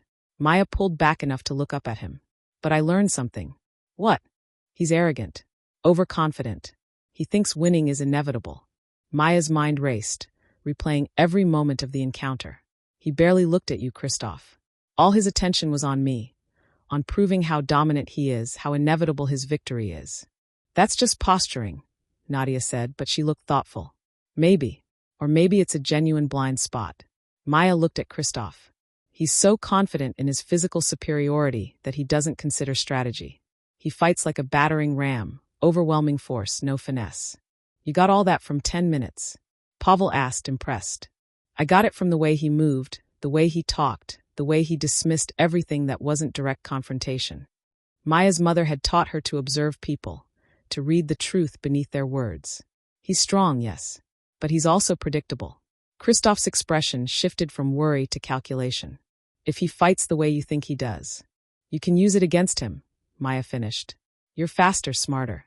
If you don't let him dictate the fight, if you make him chase you, wear him down, he'll get frustrated, make mistakes. And 1 mistake is all you need. Nadia was nodding now. We have 3 days to prepare. Let's make them count. They returned to Icefang immediately, and Kristoff threw himself into training with single-minded focus. Nadia drilled him relentlessly, focusing on speed and evasion rather than direct confrontation. Maya watched from the sidelines, taking mental notes, looking for any advantage they could exploit. That evening, she found Victor in the pack library, searching through ancient texts. Looking for something specific, she asked. Victor glanced up, his scarred face weary. Precedents. Past challenges under the right of claim. Trying to find if anyone's ever successfully defended against someone like Constantine. And most defenders lose. The challengers invoke the right specifically because they're confident they can win. He closed the book with a heavy thud. I'm sorry, Maya. I wish I had better news. Maya sat across from him, thinking. Victor, what happens if the fight is interrupted? If something prevents it from being completed? Such as, I don't know. What if? What if I wasn't there? If the mate being challenged doesn't witness the fight, does it still count? Victor frowned. Traditionally, the mate must be present. It's part of the challenge. The victor claims their prize immediately. But, he pulled out another text, flipping through pages. There's no explicit requirement in the law itself. Just tradition. So if I wasn't there, the fight could proceed, but the immediate claiming couldn't happen? Theoretically. But Constantine would just hunt you down afterward if he won. Victor studied her carefully. What are you thinking? I'm thinking that traditions become laws because nobody questions them. But if we're dealing with ancient laws nobody's invoked in 40 years, maybe there are loopholes nobody's considered. Maya leaned forward. What if we could disqualify Constantine before the fight even begins? On what grounds? That's what I need to figure out. Maya's mind raced through everything she'd learned about pack law. There has to be something. Some requirement he's not meeting. Some technicality we can exploit. Victor's expression shifted to something like hope. For someone who was considered the weakest wolf in her old pack, you think like an alpha. I think like someone who's tired of being underestimated. Maya stood. Keep looking through those texts. Anything about challenge requirements, witness rules, grounds for disqualification. I'll do the same. They worked through the night, poring over dusty volumes that hadn't been opened in decades. Pack law, ancient treaties, historical precedents. Maya's eyes burned from reading by candlelight, but she refused to stop. Somewhere in these pages was the answer. It had to be. As dawn broke, Maya found it. A single paragraph in a text so old the pages crumbled at her touch. Requirements for invoking the right of claim. She read it 3 times to make sure she understood correctly, then ran to find Victor. He was asleep at his desk, head pillowed on an open book. Maya shook him awake. Victor, look at this. He blinked blearily at the page she thrust in front of him. Then his eyes widened. Moon goddess above, he breathed. How did we miss this? Because nobody's invoked the right of claim in 40 years, and this book is probably twice that old. Maya could barely contain her excitement. It's right there. The challenger must prove they can provide for the mate they're claiming. Specifically, they must demonstrate adequate territory, resources, and stable pack structure. Constantine has all that. Bloodfrost is a large pack with substantial territory. But look at the next line. Maya pointed. The challenger must also prove no prior claims exist on their ability to mate. Meaning no existing mates, no broken bonds, no deaths of previous mates under suspicious circumstances, Victor finished, sitting up straight. Maya, if we can prove Constantine killed his previous mates, he's disqualified from claiming a new one under the right of claim. Can we prove it? I don't know, but we have 3 days to try. Victor was already moving, gathering papers. We need to contact wolves who knew his mates. Get testimonies. Build a case. Will the challenge council accept it? If we present evidence before the fight begins, they'll have to consider it. It's law. Victor gripped her shoulders. Maya, you might have just saved Kristoff's life. And your own. Relief and hope warred with caution in Maya's chest. We still need proof. Real, undeniable proof. Then let's find it. They woke the council. Within an hour, messengers were dispatched to neighboring packs. To anyone who might have information about Constantine's dead mates. Kristoff was brought in and briefed, his expression shifting from confusion to fierce hope. If this works, he started. It has to work, Maya said firmly. Because I'm not letting you die for me, and I'm definitely not becoming Constantine's next victim. Kristoff pulled her close. Have I mentioned lately that you're extraordinary? Not in the last few hours. Consider it mentioned. He kissed her forehead. You might have just beaten a challenge before it even began. Don't celebrate yet. We still need evidence. But Maya allowed herself a small smile. She'd gotten good at this whole refusing to lose thing. Throughout the day, messengers returned with whispers of testimony, rumors of evidence. Getting anyone to testify against Constantine would be dangerous. But slowly, carefully, wolves began to come forward. A former Bloodfrost healer who'd treated Constantine's first mate before her death. A warrior who'd witnessed suspicious circumstances around the second mate's accident. a neutral territory physician who documented injuries on the third mate. It wasn't perfect evidence, but it was enough to raise serious questions. By evening, they had 3 sworn statements and medical documentation. Victor compiled everything into a formal challenge to Constantine's right to claim. "This is going to be ugly," Sonia warned. "Constantine won't take the accusation lightly. Even if we disqualify him from the right of claim, he might challenge anyway, claim regular combat challenge instead." "Then we fight," Kristoff said simply. "But at least it won't be for Maya. Regular challenges don't have mate claiming attached." "Small comfort if you die," Nadia muttered.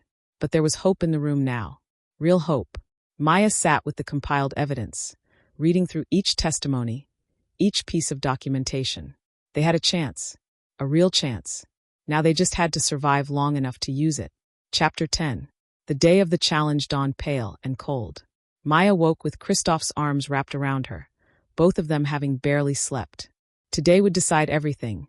Their future, their bond, their very lives. "Did the last messenger return?" Maya asked quietly. "An hour ago." Kristoff's voice was rough. "Victor has the testimony compiled. 3 witnesses willing to speak against Constantine. All former Bloodfrost Pack members who fled after his mates died. It's not perfect evidence, but it's enough to raise serious questions. Will it be enough to disqualify him? We're about to find out." They dressed in formal attire. Maya in the deep blue robes that marked her as Icefang's alpha mate. Kristoff in the ceremonial leathers of a challenged alpha. The entire pack would travel to neutral territory for the challenge. Win or lose, everyone needed to witness it. The council met them at the pack house entrance. Victor carried a leather satchel containing all their evidence. Testimonies, documents, even a healer's report on one of Constantine's mates that suggested poisoning rather than accident. "This is going to be ugly," Sonia warned. "Constantine won't take the accusation lightly. Even if we disqualify him from the right of claim, he might challenge anyway. Claim regular combat challenge instead." "Then we fight," Kristoff said simply. "But at least it won't be for Maya. Regular challenges don't have mate claiming attached." "Small comfort if you die," Nadia muttered. The journey to neutral territory felt both endless and too short. Maya sat pressed against Kristoff in the vehicle, their hands intertwined, the mate bond humming between them. She could feel his fear, not for himself, but for her, and her own fear sharp and bright, that everything they'd built might shatter today. "Whatever happens," Maya said softly, "I want you to know something. Don't." Kristoff's grip tightened. "Don't do goodbyes. We're not losing today. I'm not saying goodbye. I'm saying thank you." Maya turned to look at him fully. "You chose me when nobody else would. You gave me a chance to prove myself. Even if this all goes wrong. It won't.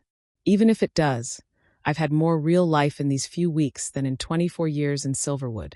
So thank you for seeing something in me worth choosing." Kristoff's expression cracked, the stone facade falling away to reveal raw emotion. "I'm not losing you. I can't. The mate bond, Maya. It's not convenient anymore. It's not political. I know," she whispered. "I feel it too." They didn't say the words. Didn't need to. Love was in the way he held her, in the way she'd fought for him, in every moment they'd built together. The convoy pulled into the clearing. Dozens of vehicles were already there. Representatives from every pack in the region, come to witness the challenge. The standing stones loomed like silent judges, ancient and implacable. And at the center, waiting with his warriors, stood Constantine. He looked even more massive in the pale winter light, a mountain of muscle and menace. His cold green eyes found Maya immediately, and he smiled. The expression made her skin crawl. "Volkov," Constantine called out. "Ready to lose everything? Ready to expose you for the murderer you are," Kristoff called back. The clearing went silent. Every wolf present turned to stare. Constantine's smile vanished. "Careful with your accusations, pup. I'm careful with the truth." Kristoff stepped forward, and Victor moved with him, holding the evidence satchel. "Before this challenge proceeds, we invoke the right of inquiry. We present evidence that Alpha Constantine is unfit to claim a mate under the right of claim." "This is outrageous," one of Constantine's warriors snarled. "You can't." "We can," Victor's voice carried across the clearing with the authority of age and experience. "Pack law is clear. If a challenger's fitness is questioned before combat begins, evidence must be heard by neutral arbiters. I am the neutral arbiter. A new voice spoke. An elderly woman stepped forward from the crowd. So old her hair was pure white, her face a map of wrinkles, but her eyes were sharp and her presence commanded instant respect. Maya recognized her from Kristoff's descriptions. Elder Anastasia, the oldest living alpha in the region. Retired, but still consulted on matters of pack law. Elder Anastasia, Constantine said with forced respect. This is unnecessary. Is it? Anastasia's gaze was penetrating. You've invoked ancient law, Alpha Constantine. Ancient law comes with ancient scrutiny. She turned to Victor. Present your evidence. Victor opened the satchel and began pulling out documents. 4 of Alpha Constantine's previous mates are dead. All within 3 years of bonding. All under circumstances officially ruled accidental. Accidents happen, Constantine said coldly. Not 4 times in 20 years. Not with the same pattern. Victor held up the first testimony. Witness 1, Elena Winterborn, former Bloodfrost healer. She treated Constantine's first mate before her death. Here's her sworn statement describing symptoms consistent with silver poisoning, not the natural illness officially recorded. Murmurs rippled through the crowd. Silver poisoning was murder, slow, agonizing, and unmistakable to trained healers. She's a liar, Constantine spat. Elena was expelled from my pack for incompetence. Expelled or fled? Victor pulled out another document. Witness 2, Mikhail Grayson, warrior who served under Constantine until 7 years ago. His statement details how Constantine's second mate died. Fell from a cliff during a hunt, officially ruled accidental. Mikhail saw Constantine argue with her minutes before. Saw him walk away from the cliff's edge alone. Speculation and lies from disgruntled former pack members. Constantine's voice was rising. This is character assassination. Then explain the third death. Victor's voice was steel. Witness 3, Dr. Sarah Chun, human physician who examined Constantine's third mate at a neutral clinic after she appeared seeking help. The mate claimed abuse, showed evidence of repeated trauma. Dr. Chun documented everything. He held up a medical report. 1 week later, the mate died. Officially ruled a hunting accident. The silence was deafening. Elder Anastasia stepped forward and took the documents, reading through each one with methodical care. The minutes stretched like hours. Maya felt Kristoff's tension through the bond. Felt her own heart hammering against her ribs. Finally, Anastasia looked up. Alpha Constantine, these allegations are serious. While not definitive proof of murder, they establish a pattern of suspicious deaths that calls into question your fitness to claim another mate. This is absurd, Constantine snarled. I'm being accused by cowards who fled my pack. You're being accused by witnesses with documented evidence, Anastasia corrected firmly. Evidence that suggests you pose a lethal threat to potential mates. Under the ancient law you invoked, a challenger must prove they can provide safe harbor for the mate they claim. You have not proven this. In fact, evidence suggests the opposite. So what? Constantine's control was slipping, his wolf rising to the surface. You're denying me the challenge? I'm denying you the right of claim. Anastasia said. You may not claim Maya Volkov as a mate through challenge. That right is forfeit. Victory surged through Maya, sweet and sharp. They'd done it. They'd actually. Fine, Constantine growled. Then I invoke standard combat challenge. Not for the mate, for the territory. I challenge Kristoff Volkov for leadership of Icefang Pack. No. The clearing erupted in chaos. This was worse. So much worse. A territorial challenge was to the death. No yielding, no mercy. Winner took the entire pack. You can't, Sonia protested. There are protocols, procedures. I'm invoking my right as a neighboring alpha to challenge for territory I believe is being mismanaged, Constantine said, his voice cutting through the noise. Icefang has grown too powerful under Volkov. I'm declaring it a threat to regional stability. That's a lie, Nadia shouted. You just want revenge because your first plan failed. It's also legal, Elder Anastasia said reluctantly. Territorial challenges can be invoked if the challenger can demonstrate reasonable cause. Constantine's claim of regional instability is thin, but it meets the minimum requirement. Kristoff's hand found Maya's, squeezing hard. It's okay, he murmured. This was always a possibility. You'll have to kill him, Maya whispered. Or he'll kill you. I know. Can you win? Kristoff looked at her, and in his eyes she saw absolute certainty. Yes, because I have something worth fighting for. He's just fighting out of spite. Elder Anastasia raised her hand for silence. The challenge is accepted. Combat will proceed immediately. Shift and fight. The victor claims all. The crowd pulled back, forming a wide circle around the standing stones. Constantine was already stripping off his shirt, his scarred torso a testament to decades of violence. Kristoff did the same, and Maya saw the difference between them. Constantine was larger, but Kristoff was leaner, more controlled. "Remember what we talked about," Maya said urgently. "Don't let him control the fight. Use your speed." "I remember." Kristoff cupped her face in his hands. "I love you. I should have said it before, but I'm saying it now. I love you, Maya." Tears stung her eyes. "I love you too. So you'd better win, because I'm not done with you yet." He kissed her, fierce and quick, then moved to the center of the circle. Constantine was waiting, already shifted into his massive gray wolf. He was enormous in wolf form, all teeth and muscle and barely contained rage. Kristoff shifted. His white wolf was smaller than Constantine's, but moved with liquid grace. He circled slowly, silver eyes calculating, looking for openings. Constantine lunged. The battle was brutal from the first moment.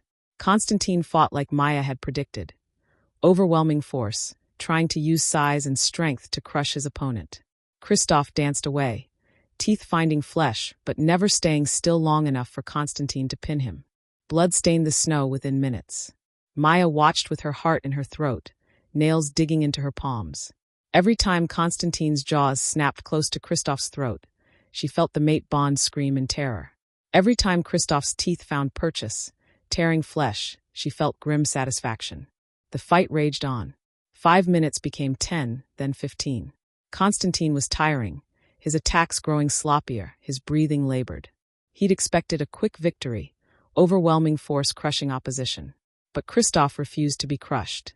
He bled from a dozen wounds, but kept moving, kept striking, wearing down his larger opponent like water wearing stone.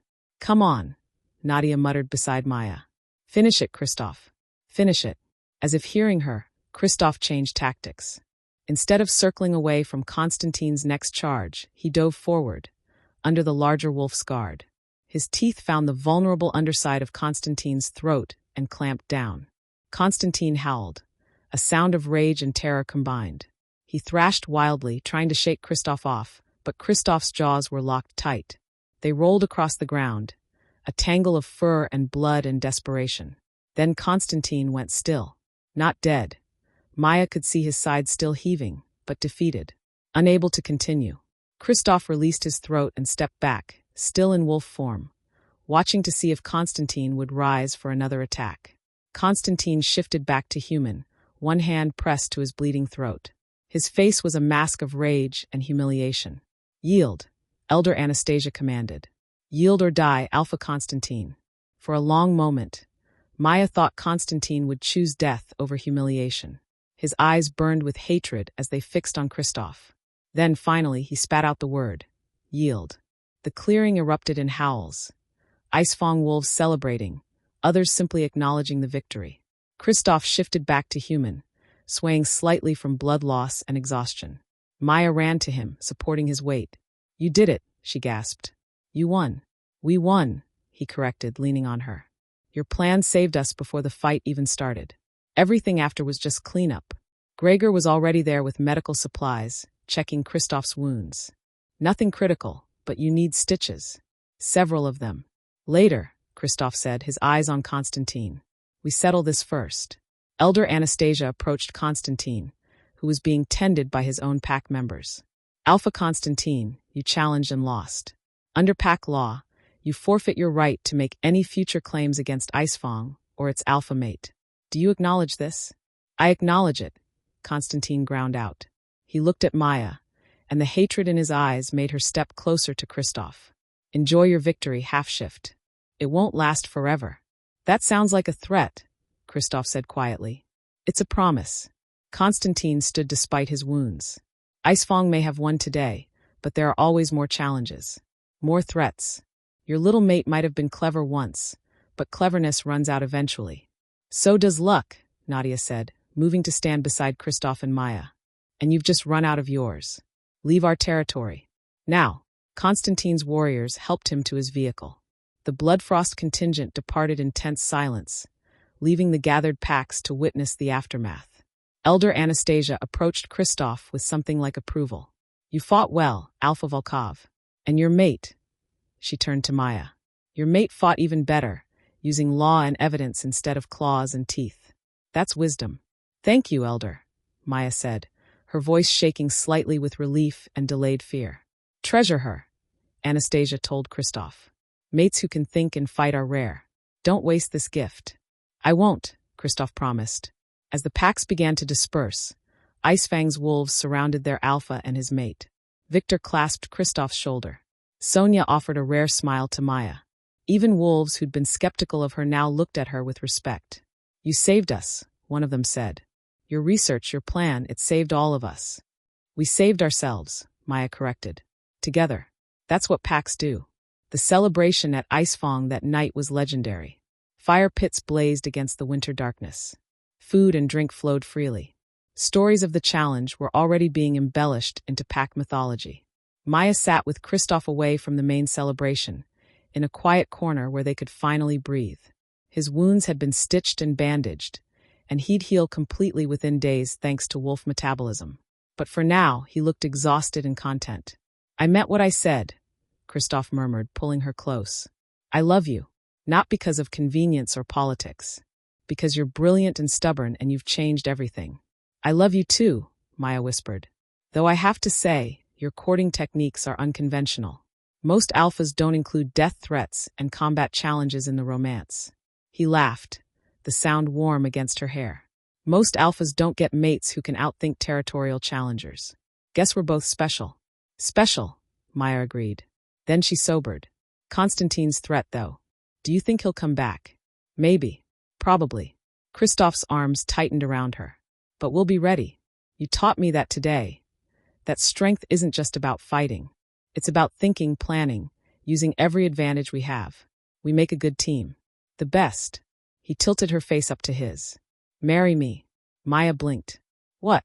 "Marry me. Properly. Not just a mate bond for politics, but a real marriage. The whole ceremony, vows before the moon goddess, everything." His eyes were earnest. "I want everyone to know you're not just my mate. You're my partner, my equal, my choice every single day." Tears spilled down Maya's cheeks. "Yes. Yes, of course, yes." He kissed her then, deep and slow and full of promise. Around them, the pack celebrated. Above them, the moon shone bright and full. And between them, the mate bond sang with joy. Maya had started this journey as an unwanted half-shift, standing alone at a gathering. Now she was Maya Volkov, alpha mate, strategist, warrior in her own right, and beloved partner to the most dangerous alpha in 4 territories. She'd been chosen when no one else would. And in being chosen, she'd found herself. The end of her old life. The beginning of everything new. 6 months later, spring came to Icefang with warmth and new life. Maya stood in the great hall, now redecorated to reflect both Kristoff's strength and her own growing influence. Maps covered one wall. Not just of Icefang territory, but of all the neighboring packs, trade routes, alliance possibilities.